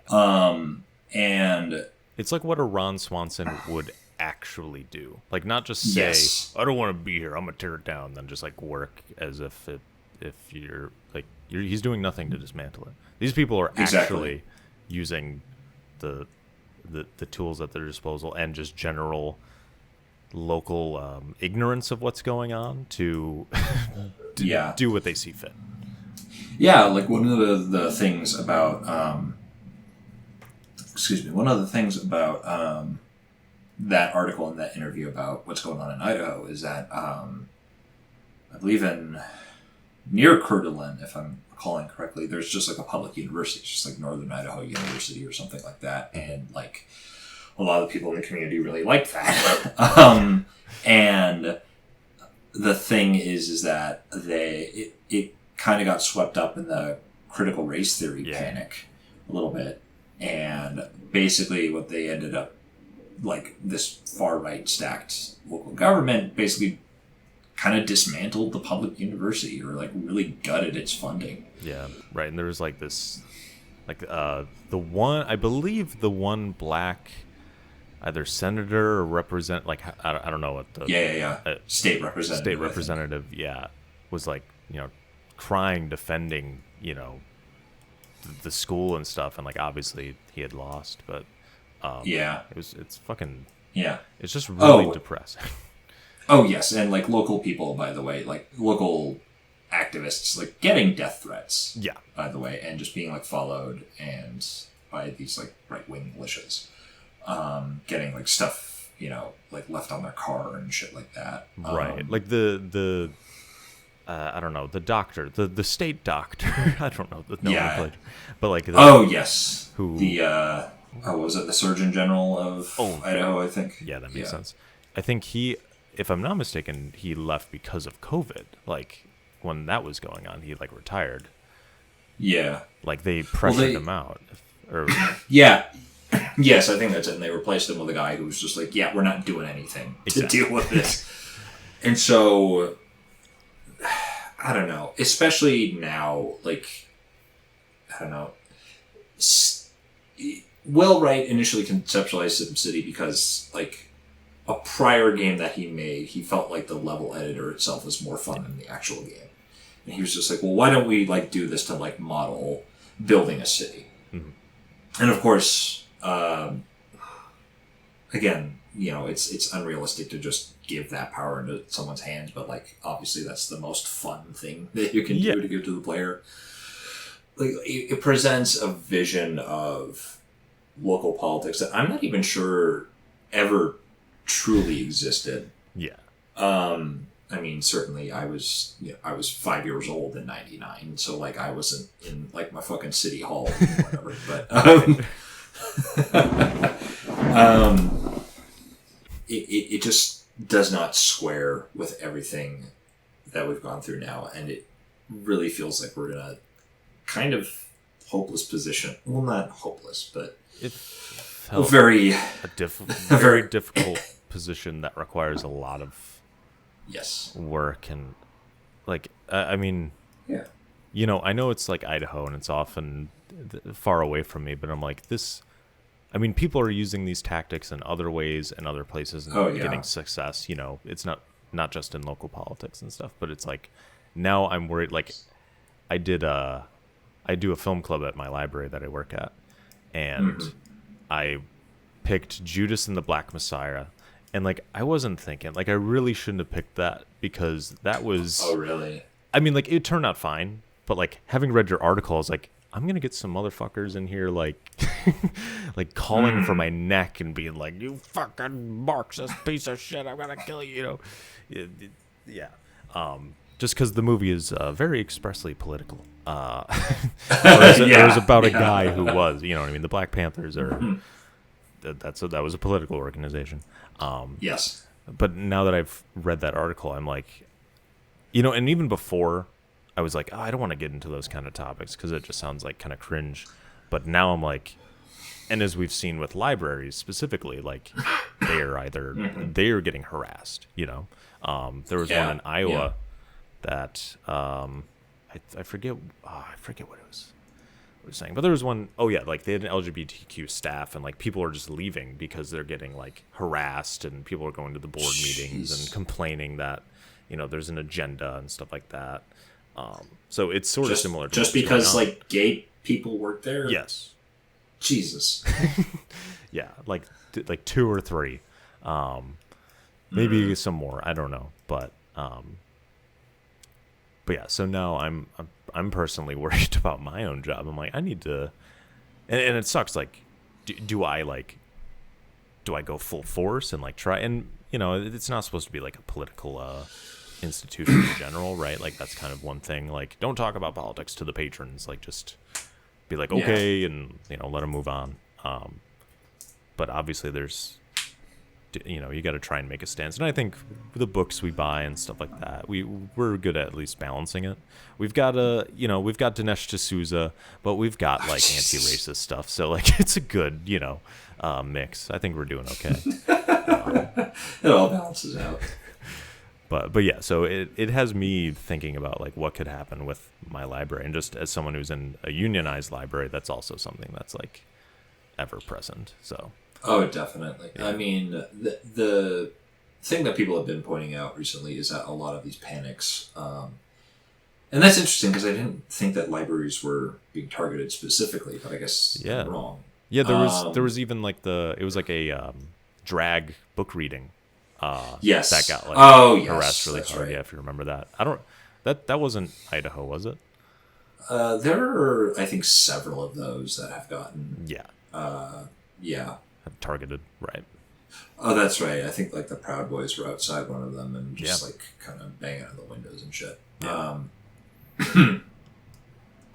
Yeah, as people have pointed out, both with the CRT moral panic and also the Don't Say Gay bill in Florida as well. Like, these are all specifically targeted at public schools because this is sort of, like we alluded to earlier, relevant to the attempt to privatize schools or the attempt to just at least get rid of them as a public service, which is kind of a bizarre thing to think about, especially having grown up in public schools like all my life. But like, and it seems so, like even like several months ago, I think that would have seemed far-fetched of just like, we're going to get rid of this, but then like the fucking overturn of Roe v. Wade happened and like we're just in a we're now in world. This we're in a new era for sure. And I guess that's also true of libraries because, like, how do you privatize a library? Like, how do you make that profitable? I don't think you fucking can. Truly. If you make a subscription service and, like, you can come in and read the books and everything costs money. Isn't that the point of a library card? We don't charge fines anymore. No? Yeah, a lot of libraries are going fine-free. That's kind of a new thing. Yeah. Well, that's nice. Especially post-pandemic, like during it, we weren't charging fines, and we realized like that's fair. It wasn't a good. It really didn't affect the behavior of people. Like they didn't like it would. I thought it would incentivize people to come. I think partially people don't know that it exists, that we don't have fines. They probably still think we do. Because every time someone comes in, they're like, "Yeah, I think I'm going to be late. I think I need to pay a fine," and I'm like, "We don't do that." And they're like, "Oh my God, thank you!" As if I did something. I appreciate the thanks. But anyway, so we're going fine free. So if you lose something or break it, obviously you got to pay for it. But yeah. It also just occurred to me we could talk about the fucking housing market and which is that's not simulated here at all. And I hate to like. It feels bad to shit on this game because it's like I don't think any game could practically include all of these systems. It would be a fucking unless you are Dwarf Fortress. It'd be such a fucking clusterfuck. Like including like how schools are run, how libraries are run, like the budgets of those things individually and on a micro level. Like if you allow private versions of it and how those compete with public versions, like you could go really far and like. I think I don't think the game is bad for it, but obviously, it does have a specific worldview, and it's very simple and sanitized. Maybe they should have just made like a city building game where you just build a city and you don't resource management. It's just I want to see how it looks when I build skyscrapers over here and on the side of a river, like just like a fully like a model maker. Maybe that was what, and I guess you can probably do that. Maybe. I think in SimCity 4 there's like a free build mode. Okay. Maybe. Yeah. If I recall correctly. I know that they gave like way more robust landscaping tools. Like there was literally like different modes of like God mode and all this stuff where you could like sculpt the terrain and add more water and like put down packs of animals and plant trees. Oh shit. Which is very interesting. So I think they gave you the option to like sculpt that first before you committed to like, okay, well now I'm going to start building the city. And then they kind of like toggle the ability to go back to that mode off, if I remember correctly. Okay. Yeah. I mean, that's sort of the interesting thing. Like I've been in a Numtot Facebook group for years. What's that? Numtot. Oh, you don't know? I don't know. New urbanist memes for transit-oriented teams. Oh, okay. Yeah, sorry. I've watched Do Not Eat. I know. Yes, exactly. And so there's Yeah. Like, I've been in that group for a long time. So, like, I know very much that city planning and public transport and all that, it's very interesting because it's all, like, it's a confluence of so many things. Mm-hmm. It is such a complicated field of study, and especially, like, when you're applying it in practice. Because, like, obviously we've talked about, the ecological aspect of it. We've talked about a little bit just about, like, homelessness. We'll kind of alluded to homelessness with the housing market. And obviously there's sort of the local politics of, like, privatization versus municipalization, I suppose you call it. Or just having things be, like, public goods or state run or whatever. Mm-hmm. And certainly we could talk a lot about, like, the racial politics and how they're, like, really bound up in, like, not just, the police force obviously, but, like, the building of highways and exactly who is getting displaced by that and who needs to live next to the highways with all of the increased amount of pollution from all the cars. Exactly. And, like, housing prices and how all of that's, like, intermingled. Like, it is such an incredibly complicated field of study. And I do think that you're right. At some point, like, how the fuck do you model racism in your game? And the question is, do you really want to? Like, it's like, all right, so you gotta kind of start at 1865. All right, I know it's inconvenient for the player, but, like, you need to get that going so that you can, displace the black people and make sure, when they go into the cities that, like, there's the white flight properly. We need to make sure that exists in the game so that you can set it up properly. Like, that'd be so ridiculous. But yeah, the game, like, people are just a number in the game. Mm-hmm. Like, that's all they are. It's just an abstract concept. Yeah. They create pollution and they go to work and they get mad if they're stuck in traffic. That is the amount of humanization people get. Yeah, basically. You got a little personal there with the library stuff, and the difficult thing, especially with the far right movements right now, is my parents are not. They're not QAnon believers. They're not quite there. But they're, like, 2 steps away, I think. And that's not great. And obviously they've really bought into a lot of the same things. Of course, they say racist things, but they just don't understand why it's racist. And of course, when I talk to them about it and why that is, there's a lot of recalcitrance there. And a lot of pushback there. And truthfully, I've not talked with my mother at this point for, like, 5 months. Because shit's gotten really bad. And I think the difficult thing is sort of, like, facing this particular political moment of how do you deal with a subset of the population, which we should remind ourselves is in the minority. Like, in terms of absolute numbers, it's like, they keep losing the popular vote, but the thing is also that, like, when you also factor in the, like, half of Americans who just don't vote. Right, yeah. Like, people were, and... Like, how many voters did we get? Like, 120 million, maybe? I don't remember. Yeah, I forget. But I think it's, like, each candidate gets around, like, 50 million or something. So, like, and obviously kids can't vote. Like, there's, populations that aren't allowed, but, or are... obviously. The rules make it so that they can't, or it's really hard for them to vote, but in any case. Oh, yes, absolutely. And so... I don't know. But they're just the hard part is that they're very good at organizing. Yes, they have a fervor, and if they're already following God, it's like, not to shit on religious folks, but obviously Christianity is a big part of this. Yeah, that's a big. Well, that's sort of the thing. It's like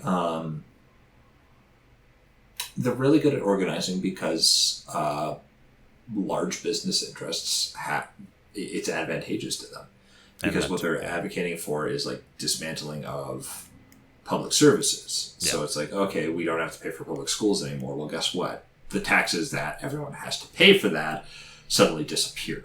And the fewer taxes that these corporations have to pay, well, the better for them in their view. Yeah. Which is also very interesting because in my city, in SimCity, I raised the industrial tax to like 11% or something like that, and they kept complaining that the taxes were too high, and yet I still had sky high industrial demand. Demand, yeah. And of course, I was still very limited by that because I was just like, well, I don't want to have more polluting industry here. Yeah, I will say that's kind of funny now in retrospect, and it probably was kind of getting out of fashion then, but like, how much industrialization is there even in this country anymore? It's like we're mostly commercial. We would be commercial, no, exactly. You know, so it's interesting to see that change now. No, absolutely. It's like can SimCity like simulate deindustrialization? Right. Like, that's a very interesting. Or outsourcing, or you know, just yeah, yeah. And I don't think that's the case. No. And so yeah, I don't know. It's I don't know. I just sort of see it a microcosm with my parents, where it's just like they just don't like. They personally obviously have some financial advantage to going along with this mode of politics because you know they own a home. Yeah, and of course anything that will like spur the mortgage to go up, and anything that'll spur their taxes to go down, like obviously they're very much interested in this, and they, you know, again, they live in New Hampshire. Okay, yeah. So it's not like they're close to any really big urban centers or anything like that, and so, yeah, I don't know, like, I don't know, how do we deal with this? How do we deal with this moment, Zach? I don't fucking know. It's yeah. That's why it's scary. It's like there's a lot of work to be done, and there's like, you know, this far right movement is groups of, I guess, probably semi-disparate people who have this common cause and, you know, common language. Like, I don't think they all have to agree on everything, but they're not gonna like quibble over that when it comes time to like knock a Democrat out of office or whatever, you know. Yeah. Well, yeah, it's even still, it's like in that article in Idaho, like it's gotten so bad, like other sort of Republicans within the Republican Party are being labeled as like socialists and communists because they are not sufficiently far right enough for these people's liking. Yeah. And they're similarly bewildered. It's just like, what in the world is happening? Yeah. No, and that's, I guess maybe the fringe elements are more have more of a consistent vision. I figure there's probably, you know what I mean, like people who went to the January 6th like insurrection. I'm sure some of them didn't necessarily think that that's what was going to happen. Like there's proof that people were like ready and had weapons and stuff like that. Yeah. But I think like your fucking the grandmas and shit there, which like there were old fuckers there. I'm sure they were more just like, stop the vote, you know, like they didn't have an ulterior motive, but they will help platform and push forward these more fringe elements. But yeah, as you said, there's not every Republican is like that, and I think maybe once they started pushing out, maybe they'll think twice about what's going on. You know, hopefully they're reading about what's happening in Idaho, or they'll just kowtow. What's the term? They'll become more right themselves. They'll go more farther right. Yeah. Kowtow, I think. Thank you. Yes. Yeah. But yeah, I guess to talk about SimCity, to bring in the game, do you think a game could be made with these ideas in mind? Like, even if it was, I feel like you could maybe make a game that's more political in that direction. Like it's less about like getting the water to places and more about like organizing and like trying to the conflicts between different political organizations in a local government. Like maybe that could be a game or something. Yeah. I mean, that's the interesting thing. I think that I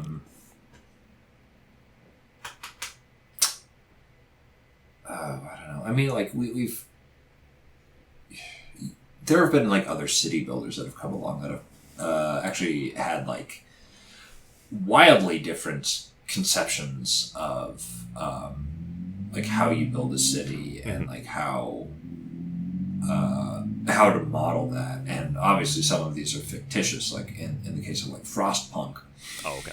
Like that's a city builder that's all focused around like generating heat, and like these pretty big events will come along and will present a moral quandary to you of like, well, there are these like refugees from like this other place, and do you take these people in even though you don't necessarily have the resources or the infrastructure to maintain this for very long? Yeah. And so, like, do you let them in or do you basically just let them freeze to death? And stuff like that. And building a city around that in this Snowpiercer-esque situation, I guess. Similarly, a while ago, somebody sent me an article about, like, profiling a city builder that does actually have the ability to make public certain aspects of, or certain industries or certain aspects of the city. And I'm trying to remember the name of that. But the thing is that it was pitched as like a democratic socialist version of SimCity. Oh, okay. Which is really interesting. Yeah. I think it's certainly possible, but it's also just like, I don't know. I remember an article talking about, what was it, South Park, was it the Stick of Truth or the Fractured Butthole? Yeah, exactly. Where they had a joke in there through the character creation where it was like, oh, the blacker your skin is, the harder the difficulty of the game is. And it was sort of like like you get it. It's like a joke about like racial privilege, which is very weird coming from a South Park game. Yeah. But there was an article about that written by a black writer who was like, I kind of just wanted to play this game to relax, and I can't kind of play as someone like myself without it being like the most gruelingly difficult thing. Yeah. And so that's sort of the thing, like I mentioned, like you could simulate racism in a SimCity game in terms of all of these decisions that you make in public policy, and you could kind of teach people, hopefully, like what systemic racism looks like. Yeah, right. On a city level, if you wanted to. But what player who isn't white would want to engage with that? Yeah. Because they'd probably just be like, yeah, I know. I lived that. I had to move. Exactly. Yeah. And I think that's why, at least from some of the other like alternative city builders I've seen, it's usually like small, like kind of very like a game that is just about this concept. Like, there's one about like gentrification or whatever, where it's like it's just, really? Yeah. I forget. I wish I had the article with me. I didn't write it down, but or type it.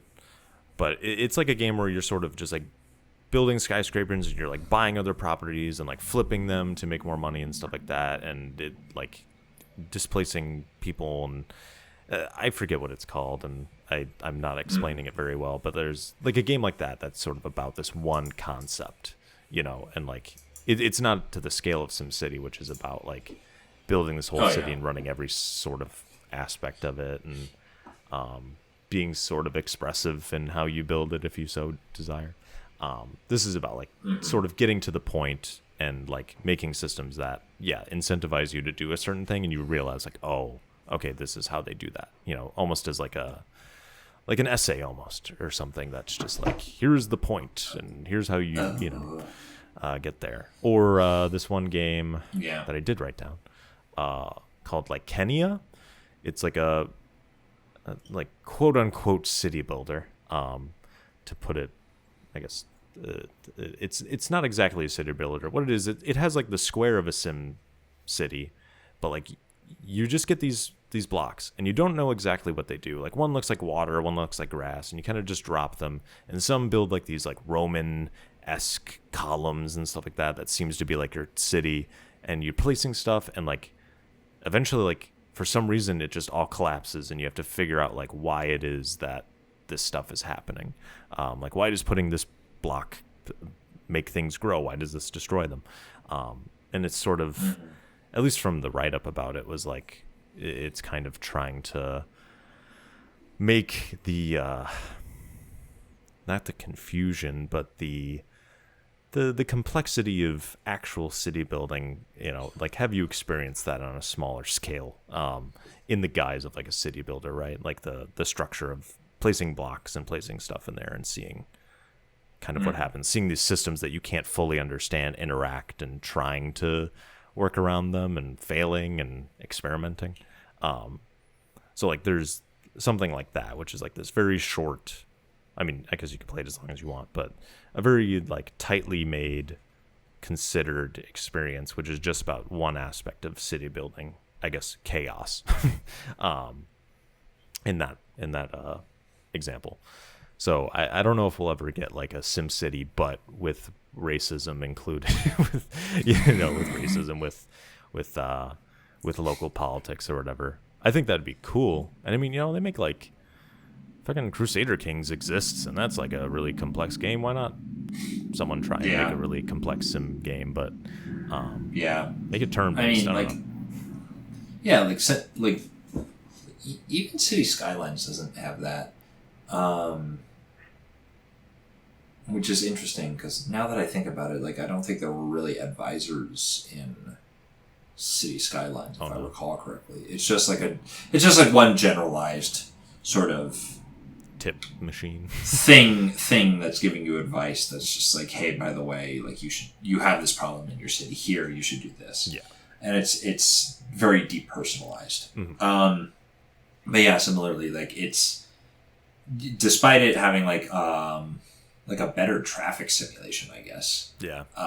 And being, way more flexible in terms of like curved roads and zoning along those curved roads and stuff like that. And having a lot more, I guess, transportation. Like you can have like rail yards and boats and ferries and things like that can all sort of serve the commuter networks. Yeah. Which is really interesting. I mean, aside from that, it really isn't that much more robust, I think. Like, it's not simulating more things. It's simulating the things that SimCity was already doing, but better, I think. Yeah. Including, like, air pollution and water pollution. And you can build, like, hydroelectric power. Yeah. Like, which is always a pain. Which is always a pain in the ass, because, like, my dams always keep flooding in City Skylines. So. Yeah. And I mean, that makes sense, because I mean, especially after SimCity 2012 or 13 or whatever, like people were desperate for that kind of game. So I see they were probably just filling in a niche that had yet to be filled. Yeah, that's sort of the thing. Like around the time that ads were coming out for that, I was just like, oh, I would like to buy that because like that, I got an itch I need to scratch that only SimCity can really provide, and I'm really glad I didn't. Oh, the new SimCity. Yeah. The new shit. Thing's 10 years old. My God. It's as old as like this game was when the new one came out.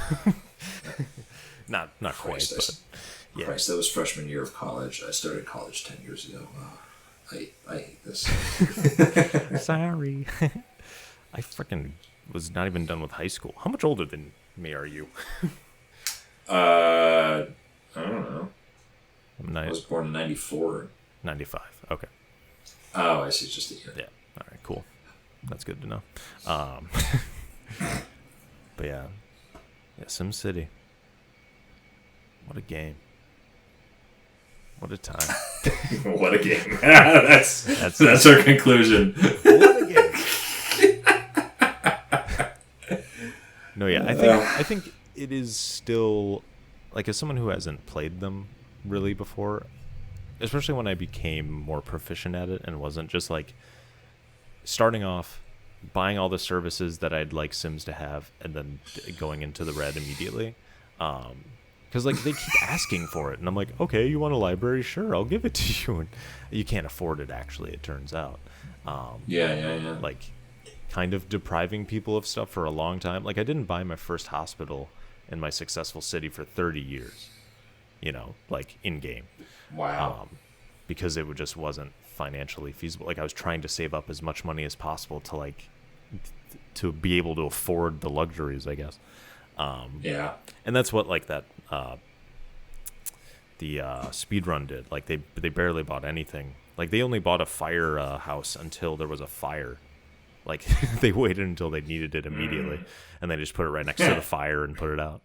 But yeah, once I was able to sort of figure out a groove, it is very, it's like that Civ thing. Like it's very, you just keep taking your turns. You keep just sitting there, watching the years go by, get some more money, put some stuff down. It's got a good loop, so I get why it's popular. It is an ant farm.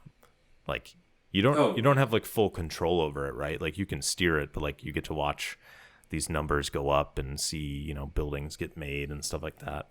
It makes sense they made Sim Ant. Yes, they're already doing it. Bring that up. Yeah. And again, that's sort of the same appeal of like oxygen not included to me, because it's a little ant farm. Mm-hmm. Just with more, maybe more the difficulty. It's like a survival-y kind of game. Yeah, definitely, because like you have to. Well, it's much more minute in its details in that you have to concern yourself with where their food is coming from, where their oxygen is coming from. You need literally oxygen not included. Yeah, you got to find it. Yeah, and all of that, and the minutia of that, and like getting resources for better and upgraded stuff, like is a hassle in and of itself. Like manufacturing steel so that you can like have a natural gas generator. Yeah. For example, Shit. That sounds too smart for me. Like too hard. Oh, dude. No, I mean, I did the same thing as you with that game where like several times I just did it and it's just like, oh, I ran into this problem or I ran into that problem. Yeah. And the real fun thing is like when one problem like cascades into another. Seeing all the systems interplay and... Oh, yeah. Yeah. If anyone loves really systems, beautiful. it's Jared. Oh, yeah. Yeah, me and the level designer. Yeah. Yeah. So yeah, there might be a weird cut in the middle of this. I'll try and make it as seamless as possible, but my computer and my power in my apartment stopped, so my recording quit out on me. But I have it saved. What you're hearing before, what I'm saying now, is the first take of this podcast, and that will be the only one we do. We're not doing SimCity 3000 again. Yeah. But yeah. We're actually going to progress to SimCity 4. Fuck. Please. No. No. But yeah, so to wrap up, as it's a decently long episode. And I don't have to cut too much. SimCity is a complicated game, I guess, maybe culturally. Yeah. Maybe not gameplay wise. It's pretty. I guess it's kind of complicated, but it's complicated. But you're expecting that going in, right? That's its purpose, to be complicated. But yeah, I think you can still enjoy it as just a fun flow game almost. Like that's what I think of it. Like when I was really into it, it's like it's not flow in terms of like, like a rhythm game or something, but it's flow and just like things are kind of happening and you're sort of reactive and you get to see how things progress and grow out of it. Like I said, the ant farm sort of thing. And for that, I appreciate it, even if it is maybe used for ill. I know apparently people might use this to actually plan cities or like get their conceptions of city planning, and that's a little problematic. But Mm-hmm. Hopefully, if you go to engineering school, I don't know, how do you learn to make a city? I don't think there's anyone who designs cities, right? Like that's not There's a city planning degree, I think. Is there a city planning degree? I believe so. Hopefully they're not taking all their cues from this game and Jay Forrester by extension. Well, no. I mean, it's probably a very good case study for people who are studying this, of just like, I imagine that they would see a lot of the shortcomings in it that we did, except from an even more technical perspective, because we are two dinguses with microphones. Yeah. Who just live in cities. Never had any part in them. Yeah. Found myself a city to live in. What's that? That's Talking Heads. Oh, okay. Shit. I've only listened to like Remain in Light and Speaking in Tongues, really. Yeah. I mean, those are the two best albums, obviously. Okay. And that makes me feel better. Oh, yeah. But also that means everything else is downhill a little bit, so, Yeah, in that opinion. Do you have any parting words on SimCity 3000? I don't know how we got here from discussing SimCity 3000, but shit's fucked. Give up hope. Hell yeah. All right. No, not really.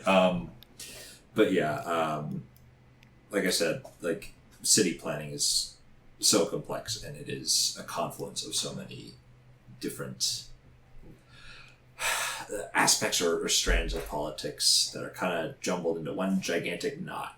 Yeah, and this game makes the knot seem like this one cohesive, stable whole, and it is not. It frays, and it's, there's a lot of things that go into it. Cities are the Gordian knot, basically.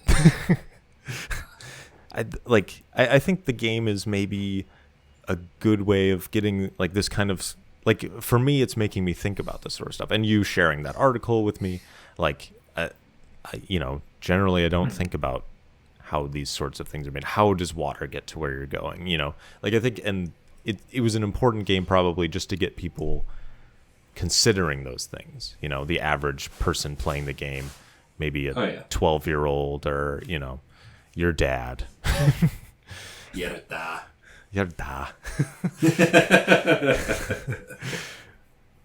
So I think there is things to appreciate, even with its shortcomings. I guess that's my takeaway from the game. It's not wholly bad.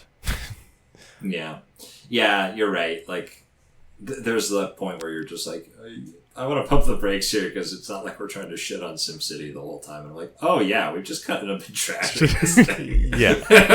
I don't want people to come away with that impression, but I do think it's very useful as a tool to analyze where we're at. Yeah. And also how prior we conceptualized. Right, exactly. Not actually how it was, but how we saw it to be. Yes. Right. And I think, like, I think it's easy to critique because, like, if you don't talk about those sorts of aspects of the game, like as Errant Signal said, like, there kind of isn't a lot to speak on beyond, like, if you're just describing the mechanics, it's like, okay. Like, you need to go into these sort of critical to, like, actually say stuff of substance, I feel. Yeah. I don't know why he necessarily didn't go that direction. Maybe it was a little too strong or whatever, but yeah. But yeah, like, to talk about it in that context requires a lot of maybe shitting upon it because it is such a maybe myopic view of the world. Mm-hmm. So, yeah. Sorry, SimCity. But thank you, Jared, for hanging out with me. Thank you, Zach. Yeah, this is good. I mean, I did a lot of extra research. I like kind of looking at tangentially related things and sort of making connections there. And that's something I'll have to keep doing as I do this podcast. So yeah, do you have any videos coming up at all? I actually floated the idea of, like, there's been some things in regards to, like, lighting in levels that I'm like, oh yeah, I've actually learned a fair bit about that. Maybe I should just make a video focusing on that and like techniques there. Yeah. And I just kind of tweeted that out as an idea, and people seemed to respond to it. So maybe someday I'll get that done. Yeah. Yeah. I want to return to making videos at some point. It's just I've got so much going on. Yeah, dude. I mean, you're working full time. You Yeah. moved, and like, Mm-hmm. and the pandemic, obviously. Oh yeah.